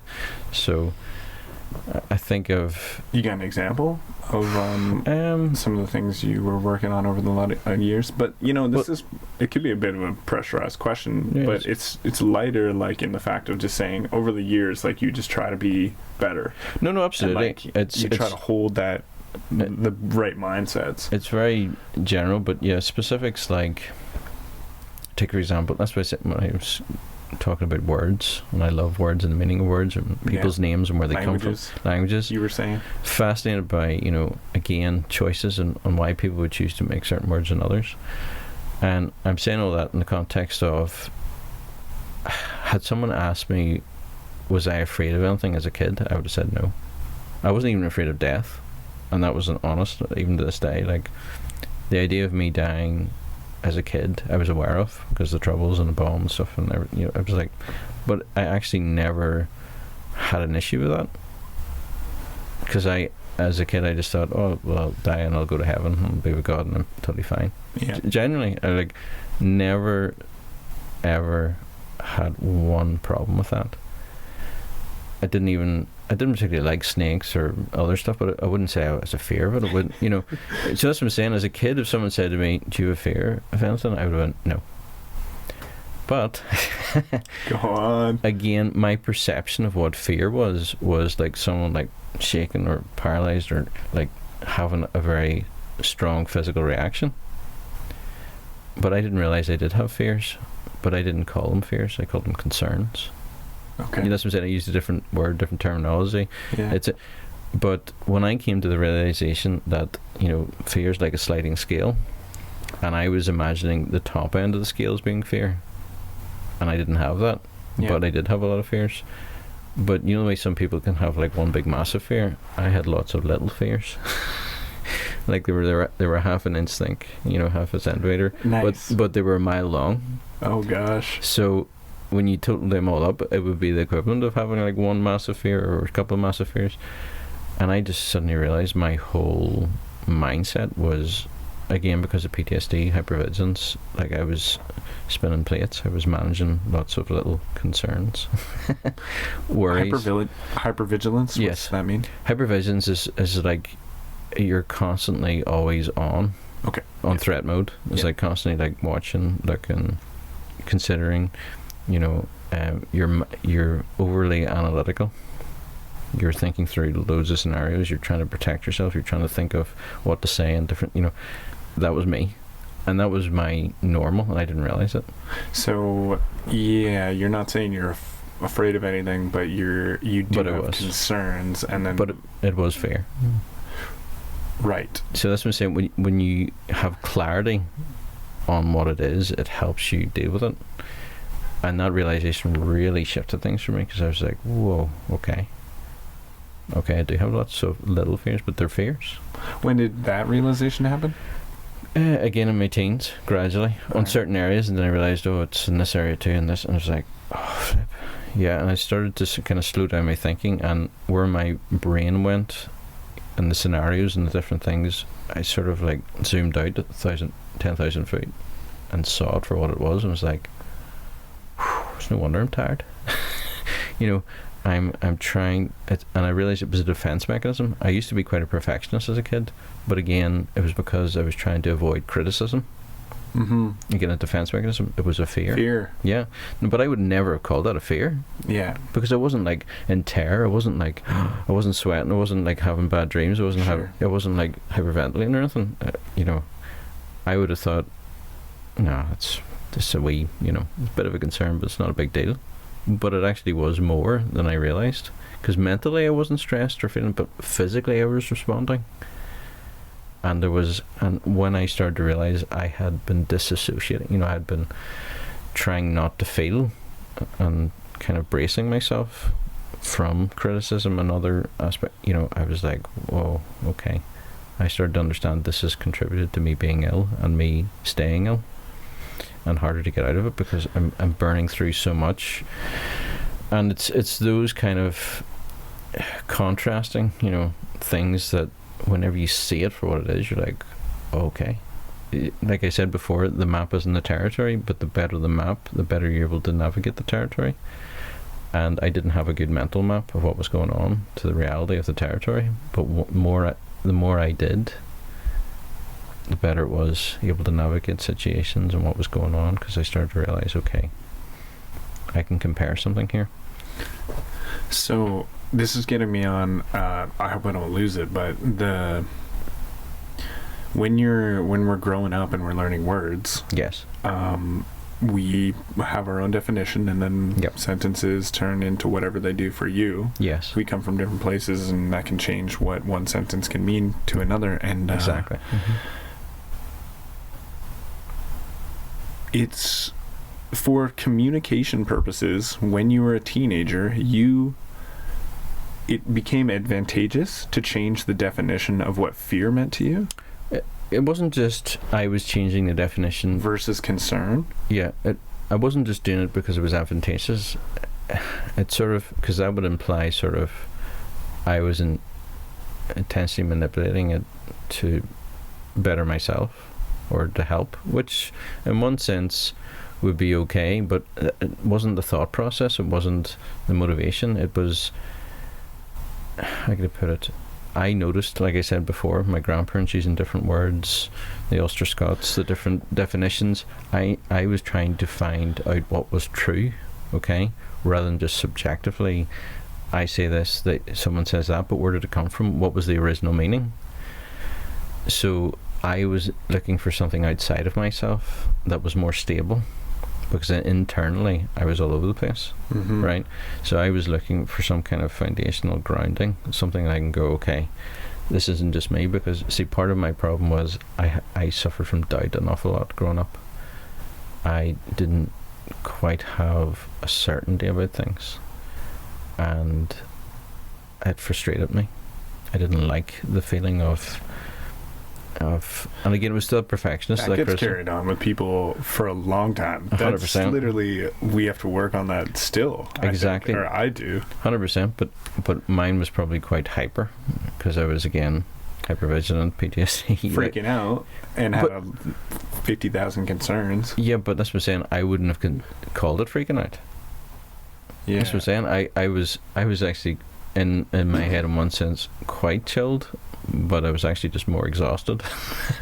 Confusing exhaustion with being chilled, you know. So you hit a tipping point where you're like, okay, actually, what if all of these things that I have rewrote and called, because I don't want to have fears, Yes. what if they're those, I've missed the point and I actually have fears. Yeah. And then that's like considering, yeah, I don't know, for analogy of a map, it's like considering that there is the edge of the world over there, there's Yes. North America. Yes. Yeah, and then being like, okay, what if North America exists? Exactly. And then it's like, wait a second, this might be the world.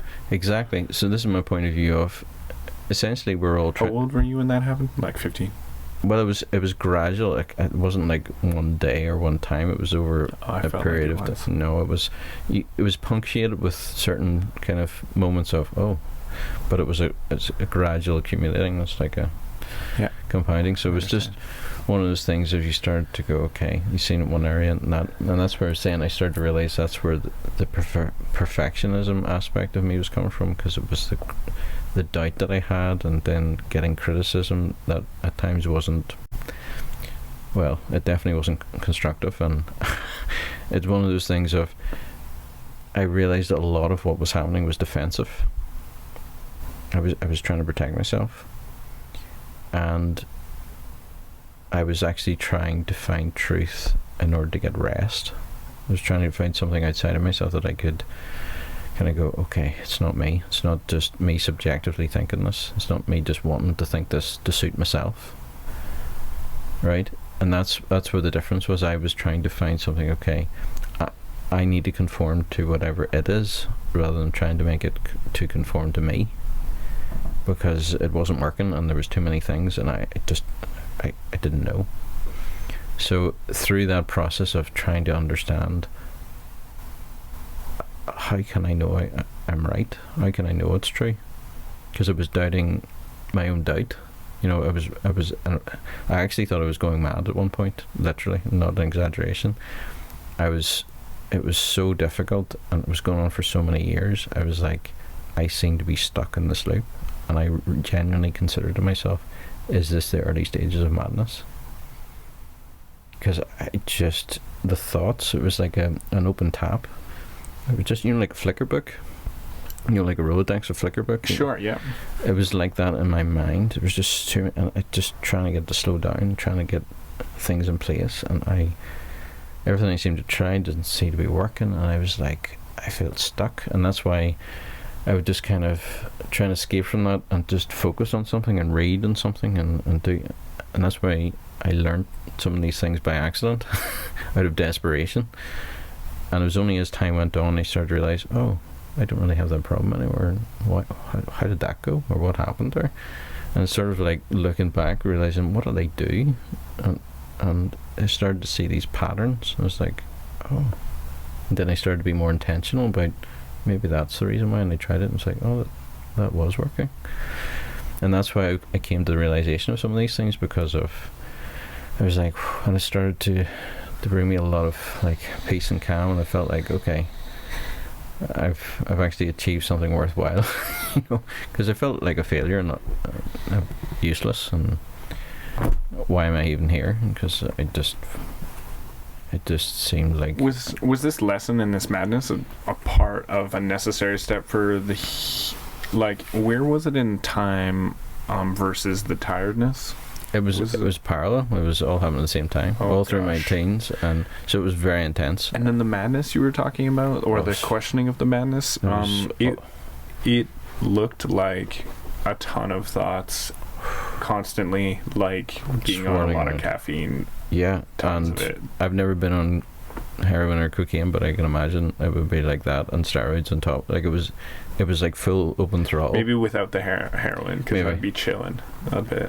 Well, that's what I'm saying. I think. The tiredness. Exactly. That's what I'm saying. Yeah. So because you would go through this roller coaster of like depression and lows and highs, and I was like, it's a good job I wasn't on any drugs, because I was like, I'd probably be worse. You know. And I was always too afraid to do it. And even alcohol, because like knowing the experience of my grandfather's father being an alcoholic and the damage that did, and so I was like, no, I can't. I didn't want to be dependent on any substance either, you know. So anyway, you were just trying to find your way of like, can I get some peace or some answers or some kind of like progress in my life, even if it's slow, because I just felt like I was in a holding pattern. And it's like, am I really getting anywhere? Like I would get these wee insights to certain things, and it was like, yeah, that's great, but on the scale of things, it's minuscule compared to this storm that's going on. And I've just got like some wee trinket, and I was like, flip.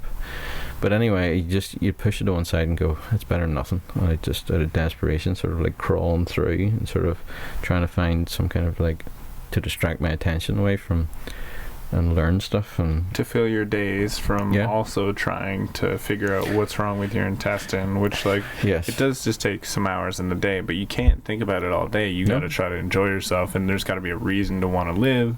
So then when you're left there and you're like, hey, what should I do? And then maybe as soon as you have that thought, well, it comes with like 1,000 times strong. Exactly. What should I do? What should I do? Where am I?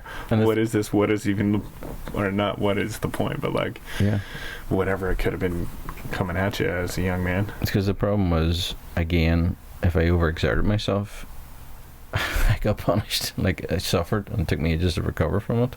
So I was trying But it would calm your mind. It would, but you're caught in this, you know, swinging back and forth, and you're trying to navigate it, and you're trying to figure out how much is too much, and it didn't seem to be a pattern. And then I just started pushing myself. Like, I remember one time I just stayed up for 50 hours just to see. Sure. Just, I was sleeping during the day. Like, I would go to bed at 9 in the morning and get up at 5. I watched a lot of TV. Like, I would easily watch 8 to 10 hours of TV. I love this. Teen time? Yeah, well, yeah. Yeah.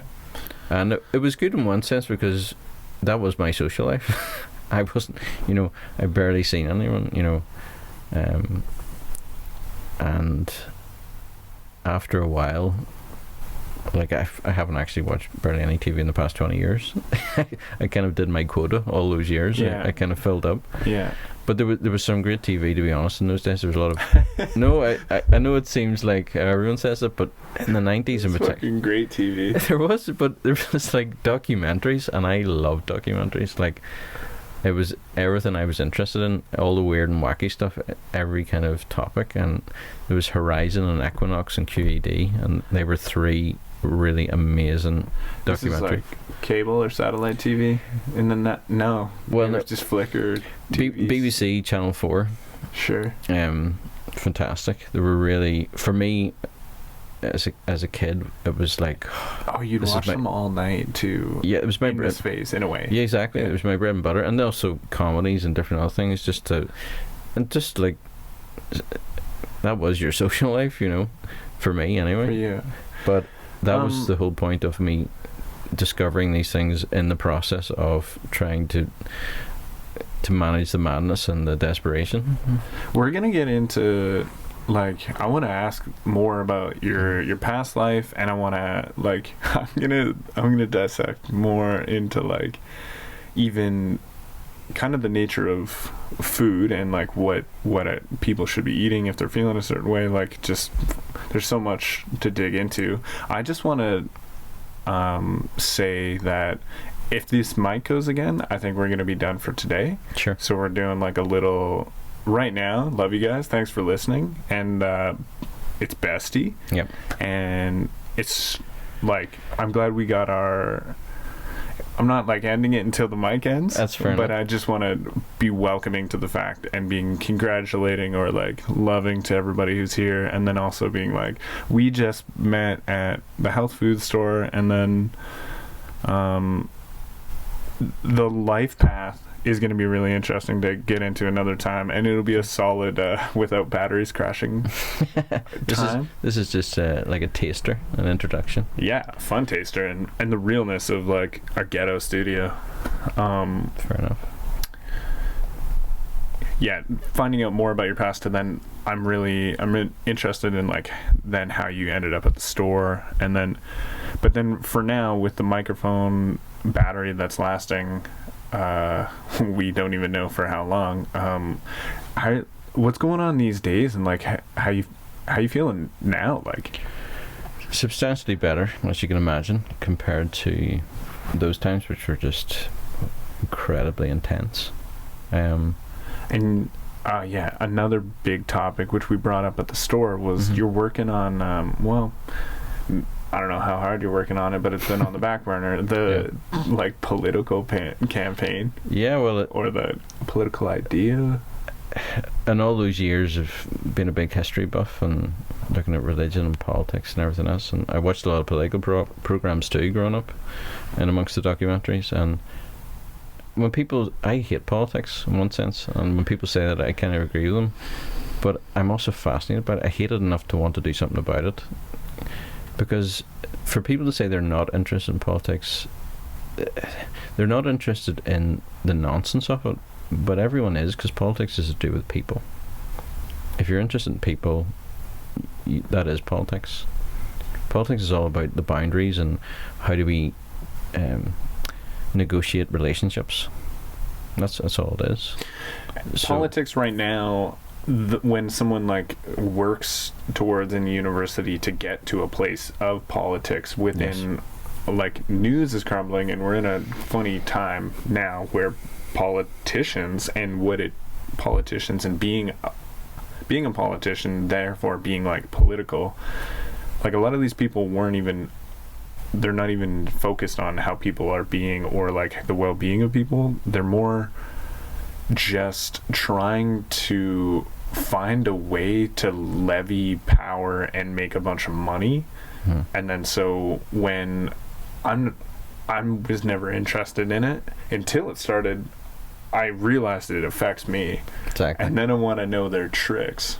I want to know what's going on, so then I can speak it truthfully and honestly. You can navigate it better as it's happening to us, and then gain power between everybody, the majority, because like I wasn't interested in politics because it was like disgusting, or like or like I didn't even realize what was going on with it before, and then it just seems like it's not doing anything and doesn't seem like human. It doesn't even seem like it's it's a thing that's important, but it's like this big trick system that's been here for a long time, and then people are just getting involved in this trick system, and we're okay with it because it's been looked at as, look, it is okay because we have this diplomatic way of doing things, or we're capitalist and we vote. I forget what that is called. Democracy. Well, again, this is where about the definition of terms. You know, democracy was a Greek word, demokratos, and what we have now was not what the Greeks had. So we've changed the definition of democracy. Aye, and vaccine. Yeah, exactly. And this is what I'm saying about understanding history and what words mean. Because too many times the same thing gets repackaged with a new word and a new set of fancy razzmatazz stuff, but it's essentially the same thing. And if people don't recognise the pattern, if people don't name it for what it is, it's like the new term in this past number of years, gaslighting. Being gaslit, or when I was a kid, lying. Because that's what gaslighting is, it's lying. Is it? Yeah. Gaslighting, is it lying? I thought it was like motivating someone to keep getting it angry. No. Do you know where the term comes from? It comes from it comes from a movie made in England over 100 years ago about a man and a wife in a house, and he would turn down the gas light, and she would keep saying, you know, these are turned down, and he would keep denying it and saying no, she was making it up, she was imagining it. And that was the premise of the movie. So, I feel like maybe there's a couple definitions, but that's the originating term. That's what I'm saying. You have to find out where did they get it from. The first time they used it. Yes, but they're using it from that context of someone lying to someone else, telling them that they're imagining it happening. Was he doing it in a way to spite or to get the other person angry? Because that's where I understand it. Well, it can be one of the motivations, but even to make out that the other person's losing their mind, that there's something wrong with them, that they're not seeing reality as it is. Yeah, that's... So they're gaslighting them. But that's what he knows that he's shutting off the light. Of course he is. Right? He's doing it intentionally. Yeah, so he's intentionally making the person look crazy. Yes. So that's how I understand it. So he's lying. You know, right. But this is my point of... I've said to people, like, what does gaslight mean? And they go, oh, and but they don't give you a clear, definite, just like, so it's just lying. And people are like, oh, yeah, it is. Yeah, that's my point. At the base of it. At the base of it, it's lying. So this is my point of view. But because it's a brand new term, brand new word, people think, oh, this is a new thing. No, people have been doing this for centuries. You know, just because you give it a new term doesn't mean it's new. Yeah. You know, this is my point of understanding context and relationships, and that's what politics is all about. Politics is all about relationships, managing, negotiating relationships where the boundaries are supposed to be. And this is where, when actually you name it for what it is, people go, oh, I am interested in that. Yeah, of course you are, because that's human nature, that's life. You know, you can't really get through life unless you separate yourself without being involved in politics. It's just the extent of politics and how you play it, as it were, what you do in it. Yes, a lot of people are put off as to how it's done, but they're confusing the quality of something with the substance of something. Right? An example I'll give is when people go, oh, eggs are bad or bread is bad, and then you read something else to go, eggs are good or bread is good, and I'm like, no. Those two things can't be right. It's the quality is the issue. People confuse the substance with the quality. Go, I heard eggs are bad, don't need eggs. I'm like, that doesn't make sense. Substance with the quality.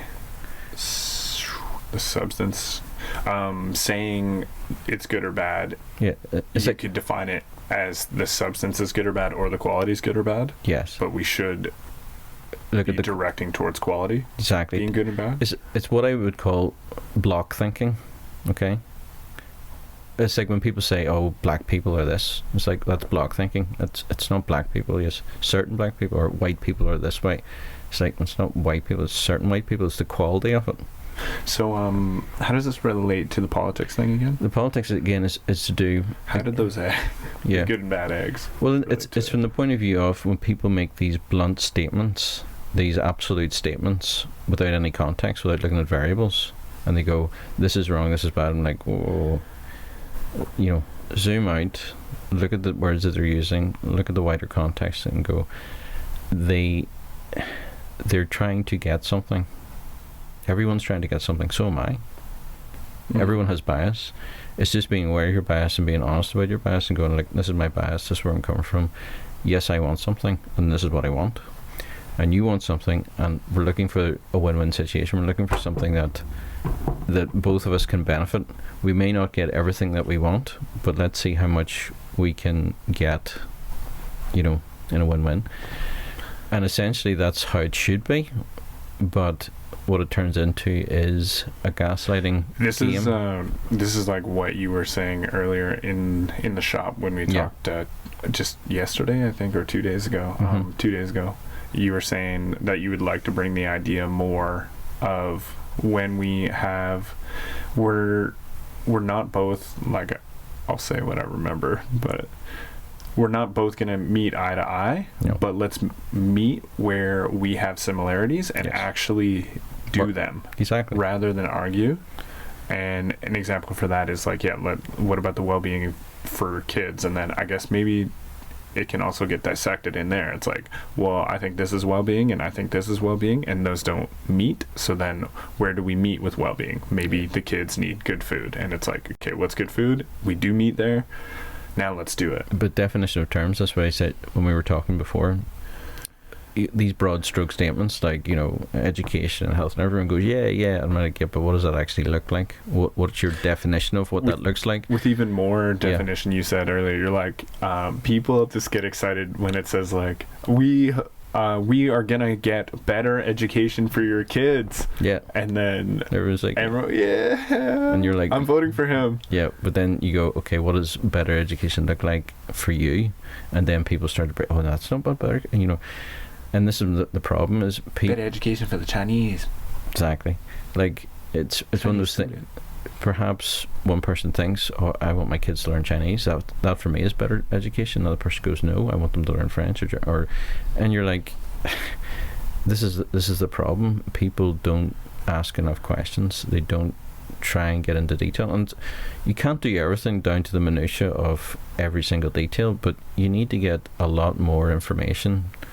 I mean, if you were going to buy something, you get as much information as you can. You compare and contrast, right? And before you make a decision. But with politics, people just kind of go on emotion, or they go on sound bites, or they just go on, he seems less of a problem or she seems less of a problem than them, so I'll go with them. It's the lesser of two evils. I'm like, well, it's no wonder things are crap, because you're making no effort. You just complain all the time, and you get what you tolerate. If you tolerate this, you will get more of it. So this is my point of, I don't like it. I don't like it enough to want to do something. Do you think the problem's inside of the politicians too, themselves, right? But what I said to you before was, the problem isn't the politicians or the party. The problem is the idea. The idea that you would give one person or one group all that money and all that power, that idea is the problem. So if you take those people out and change the name of the party and all the colours, you will still have the problem, because the problem is the idea that you're trying to make work, which will never work. So this and one thing you said earlier too is, people like you and me, we want something. Yeah. And then what I think everybody wants as a politician, or when they get educated to go for it, it's not even to make a better place. Like, being a politician and what they're working for, whatever they're working on and looking into and who they're paying and who's paying them, they're not even actually at the core value of like, how many people am I making better? And then so that, I just had that sunk in my body, and I wanted to bring that up. So then now we have one party who isn't deciding for the well-being of many people. There's one party which is you were saying is a bad idea as well. The intention behind them are just probably to make their one party like do the best, and the people who pay them and the people who they pay. So they're wanting things, their web. They want it to be a better place for them and those around them. So it's a very small, narrow group that they're wanting things to be better for. The people that they're serving, it's a very small group. So my point is, that's going to happen because you've incentivized that to happen. You're incentivizing those people to that area. It's like a honeypot to get drawn to it, like a moth, to the light. It gets caught in it. So the only way to really change it is to change the incentive structures. It's like the game. You can blame the players, but it's the rules of the game is the problem. You change the game, not the players, right? If the rules of the game are there, that idea, that game is the problem. That's what I'm trying to get across. Yes. The players are the symptoms of the problem. The politicians, the parties are the symptoms of the problem. They're not the actual problem. Yeah. So the problem is this idea that you're trying to make work, which will never work. Did it work in the past? No. Maybe with That's what I'm saying. fewer people or something? It was intentionally designed for a small group, a minority, to have power over the majority. That's how the game was structured. It was never intended for the benefit of the masses. Does it work? Maybe let's just say, like, I'm just thinking of, because we're in Ireland, but I'm Canadian, and close to Americas, they got amendments. Yes. And then these guys wrote those out. Yes. And could those amendments, if they were actually followed, work with like a group of 100? No. Because this is the mistake that they made. They still didn't fully understand the problem.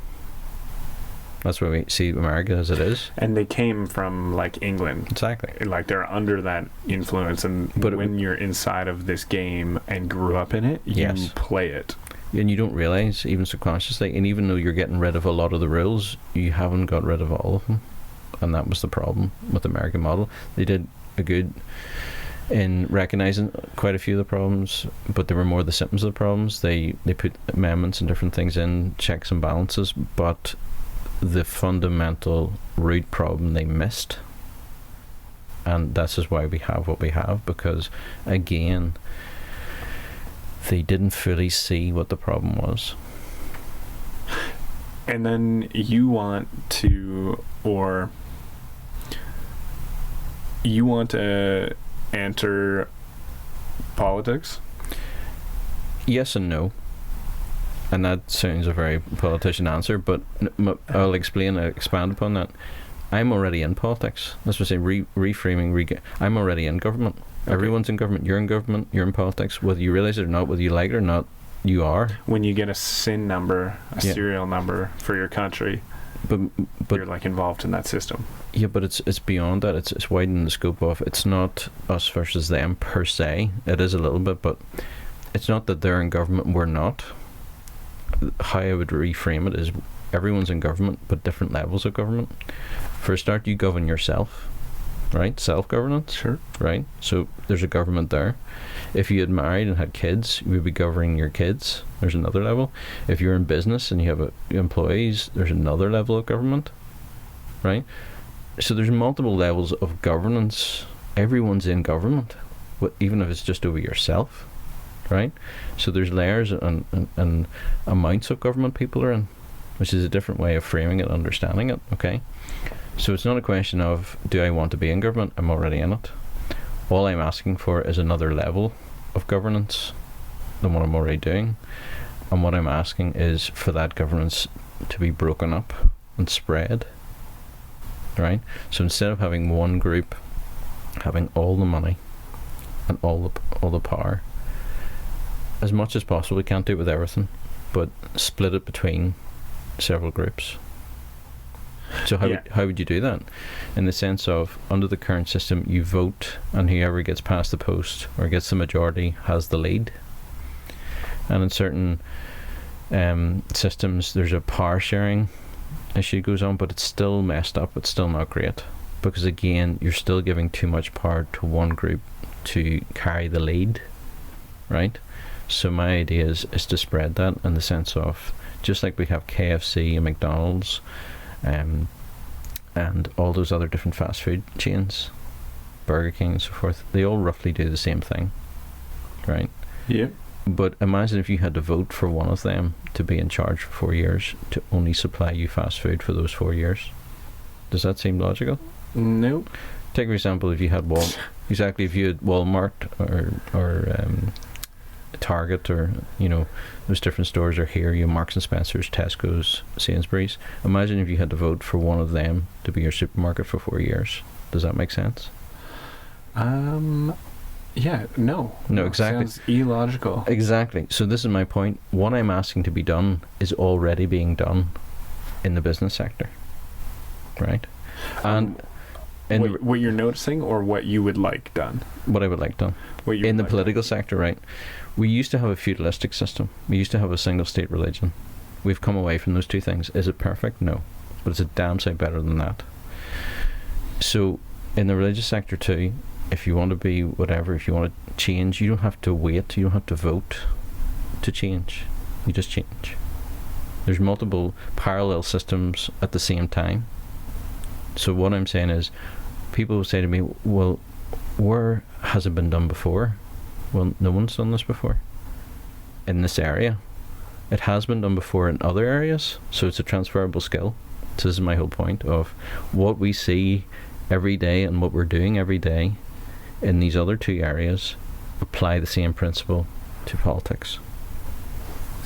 In the area of business that you're referring to, where they're already doing what you're doing, you're saying it's because it's a free business market?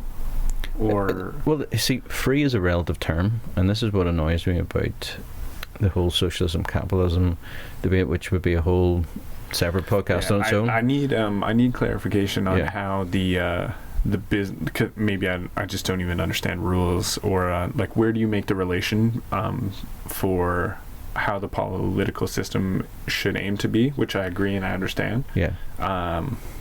Versus business right now. It's because, so if I just had to make it up, to have many businesses, there are many businesses, and they're free to change any goods and service as they please, and there are many businesses, many grocery stores, etc. But within the currency they exchange, it kind of sucks them to one place as well, kind of like the governance. I'm saying big chains that put out smaller business. But the only reason why they're able to do that is because the state, the big government, gives them a lot of money. So they have an unfair advantage. So it's not a free market. This illusion that we're in a free market is an illusion. It's freer. Free is a relative term. Free compared to what? Every market has rules. You can. It's impossible to have an absolute free market. It's just illogical. So every market has rules. Even if it didn't start off with rules, it would inherently develop rules as it develops. So markets have rules. Every market does. Yeah. So the point is, what kind of freedom are we talking about? We're talking about freedom from a centralized minority dictating that there can be only one market, or it has to be done by the rules that they impose. That's the freedom we're talking about. I mean, the black market is a market. You can call it black if you want. It's still a market. It's a great market. Yeah, but it has its own rules too.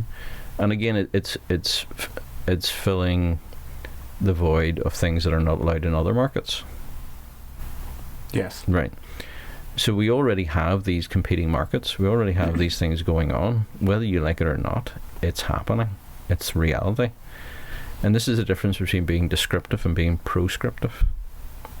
People prescribe it has to be this way, but the reality is, like, well, you can prescribe and dictate all you want. This is what's happening. So let's deal with the realities of what's happening. You can't always get everything you want. What a surprise. Damn it. There you go. And people need to own up to that and realise that, and just kind of wise up and mature and go, like, not everything's going to go the way you want. You can't get everything you want. You can't get other people to do everything you want unless you're mentally unhinged and try and do that, which there is people out there. And sure enough, those people get attracted to politics and want to, because it's the leverage that they look for and need, because you've created the environment for them. You said, if you're this kind of person that loves to micromanage other people and likes to dominate, here's a place for And you. that's the intention again. It's not for the betterment of people, But psychiatrists. But where's the problem? Psychologists. The problem is the idea. People have endorsed the idea that this is okay. They keep saying, "Oh, it's not okay." Well, if it's not okay, why do you keep aiding and abetting a system that encourages it? Yeah. People have to wise up and go, it's not this random thing that's happened. You keep supporting a system that you say that you hate. It's illogical. What were you going to do again? Like, do you have an idea? Oh, absolutely. What are we doing? But that's the point. I'm backing you 100%. People, again, need to clarify their terms. They need to understand what it is. Aye. Right. And so you told me about this, and it resonated with me, but yes. This goes back to we're going to educate our kids better. Vote for me. More detail. Yes. And the detail is what does better as look much like? As we can. And then I got at you in the shop about, because everyone is infinitely different. Yes. Do we need to come up with rules of how much people need to sacrifice versus gain? No. You see, it's how much detail do we get? People overcomplicate this. Okay. I just did. Exactly. In every culture, there's always like a subcultures, right? We're not homogenous. We're not hive-minded. We don't all think the same. Even a group like Canadians or Americans or Irish or English or Nigerian or Chinese or stuff, there's general things that they have in common, different than others, and that's what we call, that's that. Yes. But even within that system, there's subcultures or subgroups that they don't all agree on. Yes. There's a narrowing, of different things. So what I'm saying is, people naturally gravitate, birds of a feather flock together. People with similar interests, people with similar outlook will find each other, will form communities and societies and structures and institutions. That's human nature. That's descriptive. That's what happens. Okay? So I don't have to force that to happen. It just happens. So this is from the point of view of, if at different stages of your life, different organizations, different structures may suit you better. So instead of this block thinking, that's what I call it, getting away from the block thinking of one size fits all, like a communist model, like, the only colour you're allowed is black. It's like, there you go. I like black, so you must like black, and there you go. It's one of those things of, when you're younger, a socialist model may suit you better. All right, great. Form one, support each other, knock yourselves out. Just don't be forcing me to pay for it. If I want to do it, I'll voluntarily do it, but I don't want to be forced to do it. Yeah. Vice versa. If you want a capitalist model and you think that's amazing, great. Just don't be forcing me to pay for it. If I want to engage in it, I'll engage in it and I'll pay for it. So this is the whole point of, you can have parallel systems at the same time, but the way the narrative is structured, the way the game is played, it's like you must vote for one. You're only allowed one. I'm like, but who said? Oh, we said. But who the hell are you? Oh, we know better. I'm like, do you though? Yeah. So this is my point. How do we separate the power? Because we got to come up with the new system as we. No, but you separate the power by getting people to understand they're contributing to the system. They don't understand what the problem is. It's so simple that they miss it, right?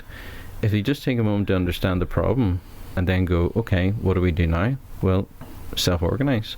Find people who agree with you. Find people that you trust. Start building these institutions. Start voting with your money. Every time you spend money is your vote. Aye. Right? So this is my point. People just don't realise the capacity they already have, and hence cliche as it's come now, but I've been saying this for the past 25 years. So boycott. Captain Boycott, who was sent by the absentee landlord to collect money in the west of Ireland, and was threatening people that if they didn't pay the increase, they'd be put out of their house.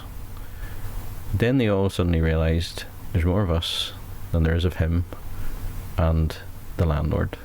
If we all say no at the same time, he doesn't have the energy or the power to put us all out. Yeah. And that's what they did. And it worked. Because we have the power. But we only have power when we unite together and work together for when we see the win-win, Like, it was a win for me, is a win for you. If you stick up for me and I stick up for you, we both win. But when there's a lack of trust, when people will go, that'll never work because people will never do it, you're already defeated.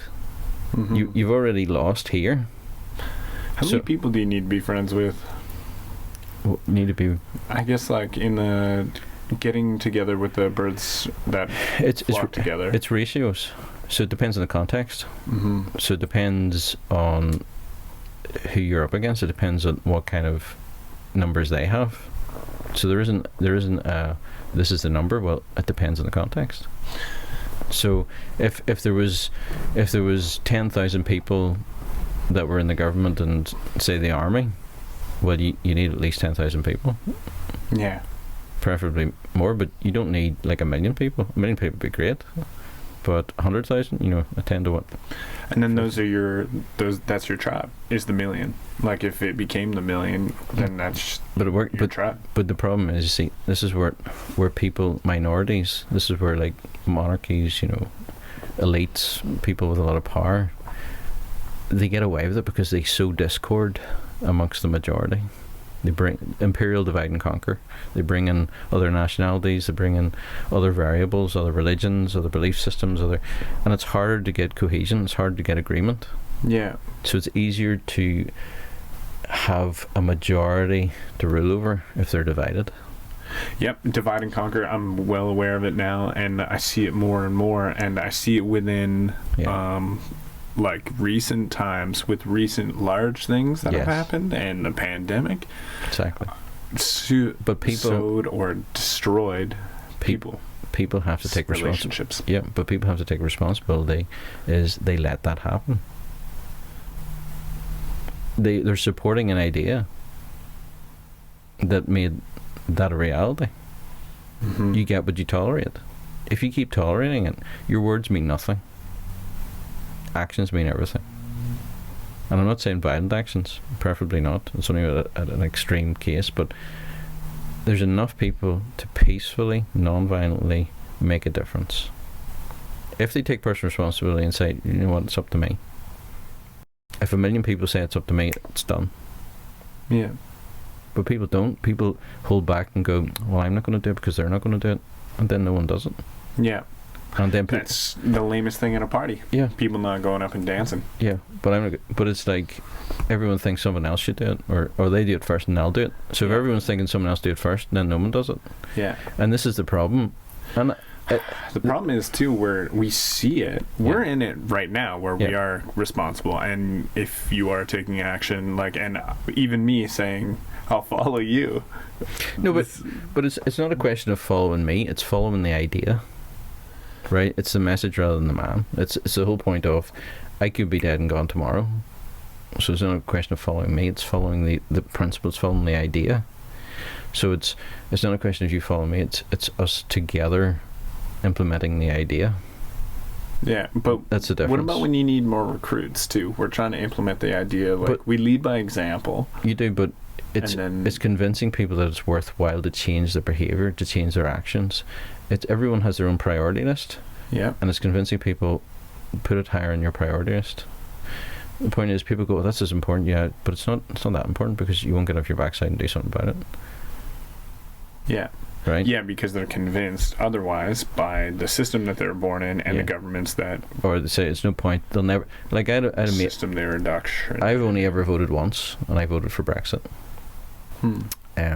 For multiple different reasons. People will call me racist, that and the other. It wasn't actually... Racist? I know. Yeah, you are. It wasn't actually to do with that at all. It was to do with the fact that they're an imperialistic group, and much as I hate Westminster, it was a stepping stone to getting away from super... Westminster? What's that, sorry? That's in England. That's the government. It's And then Brexit, you were trying to... get out of Brussels. And Westminster, get out of Brussels. Yes. Okay. Not that I like Westminster. Not that I think it's fantastic. It's still horrific, but it's to get the momentum of getting out of Westminster as well. So it's from the point of view of getting people to wake up and realise, stop giving so much control to a bunch of idiots who don't know what they're talking about. We need more local control. But it's not even local control. It's about having more individual Control. About taking personal responsibility for your interactions and your relationships, and funding those, and being a part, instead of being a passive recipient, being an active participant. Don't be a spectator, be a participator. And this whole system is to spoon feed you, to go, we'll look after you, we'll wipe your butt, we'll spoon feed you. Like, not really. Exactly. But that's what's being sold. To then make us chill. Yeah. But again... But then we slowly feed them. Exactly. So this is my point of, people need to take personal responsibility that you are contributing to the problem. Passivity is an excuse. The point is, if you're not for it, you're against it. If you sit there and don't work out, passivity is not an excuse to not working out and becoming better. Like, it's not okay. It's like you decided to sit there. Yeah. That doesn't make it bad if someone decided to work out. Exactly. It's from the point of view of, like I was saying, if you're not for something, you're against it. And then people go, well, I'm not for it. Yeah, but you're against it as passive, so it has no impact. So it's not enough to be... Gotta do more work. Yeah. No, but it's not about, again, putting pressure on people, going, oh, woe is me, start whipping myself, going, I'm a bad person, I don't do enough. I'm a bad person. No, but it's from the point of view of, once you get excited about something, once you emotionally connect with something, once you realise, okay, this has validity and this has benefit outside of myself, even to someone who I disagree with, it's still going to benefit them and benefits me. Whenever that tipping point gets to, it becomes easy. It's not work. I talk about this and have been talking about this for a couple of decades. It's not work for me. Like, it can be tiring, and I am a talker, and I will talk the legs of myself as well as everyone else. Talk the batteries dry. Exactly. Multiple times. But I enjoy it because I see the validity in it. I see the hope in it. And I keep asking people, okay, is there a better way? Critique what I'm saying. Show me where I'm wrong. Show me a better way. Because everything that they tell me is just rearranging the deck chairs on a sinking ship. Everything they keep telling me is about getting better people in, and that will never work. We've tried that. The system itself, the problem is systemic. It's the structure needs taken down. Putting a new facade on, putting new materials and new people in will not fix it. It needs to be dismantled. Yeah. It needs a new structure. It's like the rules of the game. Imagine someone says the only game in town is baseball. I'm like, well, I don't like baseball. Oh, tough. I'm like, no, you have to pay it. I'm like, no, I want to play this game. No, but absolutely, there are different rules. If you want to play that, knock yourself out. Go ahead. I'm not trying to stop you. But you're actually trying to stop me from playing a different game, and you're saying I'm wrong for playing it. I'm like, there's the difference. Yeah. If you want to play that, by all means, work away. But you're trying to make me pay for it. A game I don't want to play. Yeah. Is that fair? Would you like me to do that to you? Well, then there's the point. So this is my whole thing of, you knock yourself out, go ahead. That may be the best thing for you. Maybe you're really good at it. Fantastic. Go for it. But it's not for me, and I don't see it for the majority of people. So I'm looking at other people going, look, you may not agree with my set of rules. Fine. Set up your own. I'm not going to make you pay for mine either. Don't make me pay for yours. It's not complicated. People go, oh, how does that work? How does that work? And that's why I use examples. We're already doing it in the business sector. We're already doing it in the religious sector. The Methodists don't ask the Roman Catholics or the Buddhists or the atheists, can I vote here? Or you need to pay for what I'm doing. We did have that back in the day. There was one member, there was one state religion, one church, and everyone had to pay whether you liked it or not. There's the contrast. There's the clarity. Do you want this system or this system? Is politics in this system or this system? How do we... I, like, way back, totally off, but I just have this remark I want to add. Like, there's this weird... where people want to stand up to governments and, like, there will be change, but then people hit the streets and riot, and I think that's stupid. And this just came up to me only because a lot of it is just damaging other people who is, like, it's fucking up the the macro workforce Yeah. and their flow, which then kind of fucks up the people at top. But damaging like everybody's shit is horrible. But sometimes it's necessary. Everybody's shit? Yeah, actually. Like your shit? Like I'll go over and just like break their houses to then like it doesn't change the system. It doesn't help us. No, it doesn't change the system in that sense. And I've just been holding on to that for a while. Like, no, it's fine. On a different topic for some reason. But bizarrely, sometimes it's an unfortunate necessity. It doesn't have to be. Why does it actually help change the system at all? I think it actually fully just damages the majority and the 99%. Like, I don't actually think taking to the streets only the people who hold on to the government structure, if the root problem source, the people who hold on to that, we can riot against them. That would be definitely more preferable. But not like just breaking shit and breaking businesses. It's everybody. It's all our stuff. Like no, but the point is, whenever your voice isn't heard and you're not doing anything else, sadly, sometimes in and of itself it won't change anything, but it can be a stepping stone to change. Right? It's so weird. So it is weird, but this is the stupidity of the apathy of human nature and the passivity of human nature. People don't do things until they're forced. Right? People don't get off their backside a lot of times until they're forced. Take for example down south. I've been saying for years and been called a Nazi and a racist for years, going, if you let in a lot of foreigners, crime will go up, killings will go up, rapes will go up, and you go, oh, you're X, Y, and Z. Been called it all. Sure. When there was a young girl died, early 20s. I say young girl, she was a young woman. Early 20s, was killed, jogging along. Nothing to do with anything. Foreign guy killed her. That was recently. Yeah. Yeah. West of Ireland. There was another case that wasn't really put across, where a foreign guy killed two gay guys, got on a gay dating app, went to their house and took their heads off. Aww. Brutal. And actually blinded a third guy. Again, foreigner. Really bad news. Really bad news. Wasn't really put out that much. Wonder why. I don't know. Why didn't people call out against that? It took kids getting stabbed before people go, that's too far. Really? I'm glad in one sense. I'm like, had you not rioted, we're completely gone. But people have been saying this for years. No one was listening. What is it? People were having it.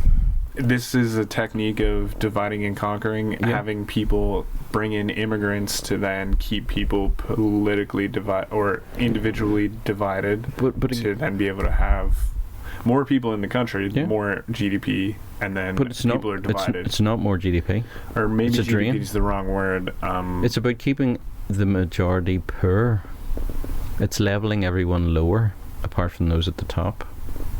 It's about getting the distance, the contrast between the super rich and everyone else really poor, cutting out the middle class.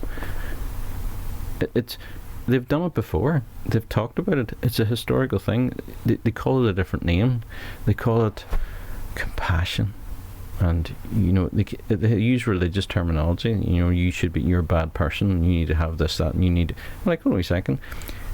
If a family couldn't look after their kids, is it sensible to give them more kids to look after? Nope. So, ergo the logic, scale that up. If a country can't look after its own people, can't house them, 14,000 people down south on the streets. Like it could, but it's not the direction of political leaders. So to trip over yourselves, to walk over the people in front of you, to help others, shows, again, actions speak louder than words. Don't tell me about all these wonderful things and how wonderful you are when I see your actions contradict. But people deserve it. And as we say, people deserve to suffer, and you will get more suffering, and you deserve more suffering because you don't do anything about it. Believe me, if I could physically do something about it, I'd be doing it. I wouldn't be talking here right now. I would either have done it or would be doing it. But this is so big, one person can't do it on their own. A couple of people. It requires a lot of people, and that's why I said people have to be forced. Sadly, like the boycott, through a lot of suffering. Yeah, pretty much. Yeah, yeah. Just that like motivates. Yeah. So my point is, how much suffering are you willing to? Are you willing to suffer kids being killed and raped? Are you? You clearly are, because you didn't get off your backside until that happened. So how many kids? You know, how what's the cost? Is it 1,000 people? Is it 10,000? Is it a million? You know, when are you going to go? I'm willing to stop work. I'm willing to get out. I'm willing to do something to make a change. And a very simple thing to do is, like, what I'm trying to do is, we can do this peacefully, we can do this quickly. You don't even have to do all those things, but you have to have clarity as to what the problem is and what needs to be done. And that's what I was saying about wanting to start a political party and being that alternative option. To go, I don't want all the power. I think it's dangerous that I should have all the power. With the best will in the world, I will mess it up. I don't know your life. I can't live your life for you. I don't know it 24/7. I can't provide for you. I can't manage it for you. So then people go, well, then why would we vote for you? That's the whole point. You still don't understand the problem. You still want the idea of someone to look after you, which is an impossibility. So this is the problem. If people don't... creates an abusive relationship. Second, unhealthy codependence. Seeking everything from you. And even it makes sense, because if I seeked everything from you, you know what's best for you. Yeah. And truly, everybody, you know what's best for you. Well, not right away. You don't. You learn that through a lot of mistakes, through trial and error. But you at least like half. Kind of. Well, 40%. Maybe, but it depends again, like I said, on trauma, different other aspects. We can be too close to it to see it. We need outside help. I was trying to inspire people to be more independently motivated, and like. But most people are good. Everyone's good. Like, most people are good. Well, initially, that's a bigger topic. Fuck. It depends what you mean by good. Again, if you want to mean, most people are genuinely wanting to help others, I would say yes. Feel good. Yeah, truly. I mean, most people have a societal, communal idea about them, which is a good thing. But again, if people were really that good, I would see it in their actions, and I don't see it that often. If you're more focused on your own life and looking after your own couple of people, then you're not really that good. Yeah. So you need to give yourself a slap. Don't condemn yourself, don't beat yourself up, but call it for what it is. Like I said before about fear, when I called it for what it was, I was like, okay, I can do something about it now, because I actually see it for what it is. I have to admit, I have fears. Never thought it did, generally didn't, but it did. But then I could actually do something about it, because I knew then, okay, I actually seen the problem for what it is. So this is the whole point of getting people from here to here. It's so short a distance and so simple, but it's so difficult because of all the defense mechanisms, and people have all these excuses and everything. I'm like, once that all goes and people go there, things change. So say there's enough discomfort and we change. What needs to change, like, what I would hope and imagine is, like, without like a riot that fucks up everybody's shit, just some sort of sense. Maybe it needs just a new bunch of leaders, like in different places. But again, but we need bunches of leaders. That's exactly what it is. Bunches of the bunches, and then the bunches should be. But again, you have to give yourself the grace and the space to make a mistake. Finding those leaders is going to take a while. It's not always obvious. Some are, because they're already doing it and they have a track record and there's trust. Okay? But the bottom line is, you having the leverage and the power to unplug is what's key. Under the current system, you don't have the leverage and the power to unplug. You have to get a majority of people to unplug. What if the system just disappeared and we It just won't. acknowledged. It won't. What if It's we never just disappeared. What if we just acknowledge that we already have leaders, and it's the people we look up to and we like, and we like without calling them leaders and then saying they make all the decisions? But that's the problem. It's again, it's not about the people. It's the idea. It's the idea that why would you give certain leaders so much power and leverage over so many areas? That's the problem.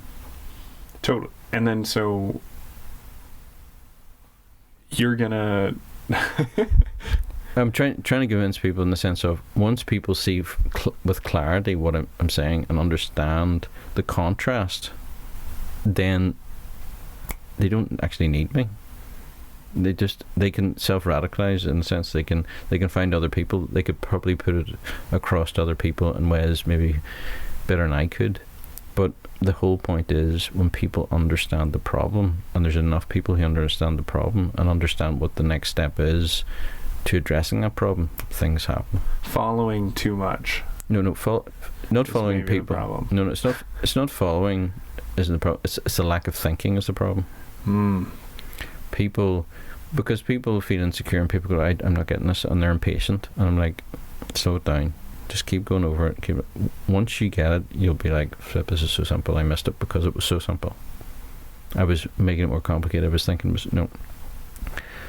And this is where you compare and contrast, show and tell. You know, I'll show you better than I can tell you sometimes. You know, but I'm using both, using analogy, using contrasting things, and the greater the contrast, the greater the clarity. So this is why you use examples and you go through all these things, because eventually enough of those, it clicks with people and go, okay, I see it now. This is what you mean. Yes, this is what I mean. And then they can go ahead and they can go, right, okay. This is the whole point. Once people get past that tipping point where they actually see it in full colour, it's like people see things in black and white and then you see it in colour. It's similar but different.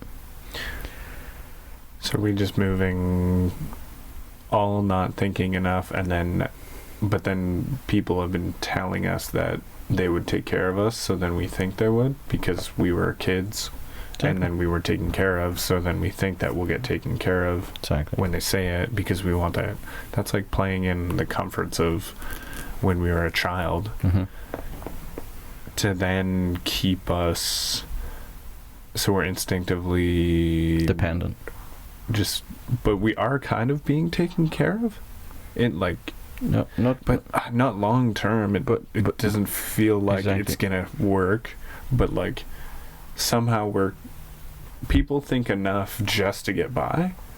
Yeah, exactly. But like I'm just getting by, so am I. But it's because we had a whole generation of people who were just thinking to get by and weren't thinking long term. Isn't that just humans? It is, but my point is certain cultures are better at than others, and also the only reason, if you look throughout history, again, this is where history is so important, that people don't see the patterns and realise human nature is human nature, and there's certain things that influence that. It's the old saying of bad times create good strong people, and good strong people create good times, which creates weak people, exactly, and then weak people create terrible bad times. You know, so it's that whole point of owning the fact of, whether you like it or not, the previous generation was weak and have created these terrible times. Sorry about that. But if you own up to it and realise, okay, my bad, I'll change, great, be a part of the change. But it's the pride, it's the arrogance, it's like, no, it's not my fault. It's someone, keep blaming someone else. And like, no, it's actually your fault. It happened on your watch. Oh, we were deceived. Well, fair enough. But own up to it and go, okay, you can't fix the problem with the same thinking that caused the problem. Yeah. Right? So why are you going, all we need to do is get better people in there? And like, how many times are you going to try that? I mean, you're going to keep doing the same thing you keep talking about, and it has got worse, not better. So you're so naive that you believe someone that comes from another country saying that they're gay or they're being persecuted or they're going to die. You're that gullible to go, oh yeah, we need to let them in because they told us that. Really? Do you believe everything everyone tells you? I mean, this is the level of stupidity. that people are gaslit with. You know, people are lied to about. I'm like, that happened on your watch. You let that happen. You believed it. You didn't speak up. You didn't make an effort. And if you did speak up, that's all you did. You didn't annoy people enough. You didn't get people to go. You just this is give such in. a big topic. It is. But so a strategy would be, could you be or maybe just simply in being a political figure that has an idea, just literally shows people that idea That's itself. fine. I don't Because it can you even get like voted in, and then you're like in it, and then be like, hey, let me just knock the walls down and knock this house down, because we can't have this. But you can, but you just don't go in with a wrecking ball without having a plan to rebuild or have something to replace it. It's illogical and irresponsible. And again, you don't have to wreck it all down. This is the thing, people, that you have to destroy it all. No, you don't. And that's a waste of time. If we're talking about the political system now? You don't have to knock it all down. Some people want that political system. They can have it. I'm not going to take it away from them. I'm not going to knock it down for them. My whole point is, those of us that don't want to engage in that, it's like the two games, like football and baseball. Yeah. If you want to play by the rules of baseball, you play it. You have your pitch. You fill your boots. I want to play a different game with a different ball. Don't make me pay for yours. I'm not going to make you pay for mine. So this is where you show them up. Is that countries, in a sense? No, but within countries. We arrive to a country. Yeah, but a country, it's like fractals. It's on bigger and smaller scale. So a country is, I'm just saying, it's the same kind of system. It's a group, it's an organisation that has agreed on certain terms. They haven't agreed on every single term. Not everyone in a country agrees on everything, but you don't have to in order to be a country. In order to have functioning relationships with different things, same in subgroups within a country. Let's go. Thanks for listening, guys. We'll talk to you soon. Sorry to cut you off.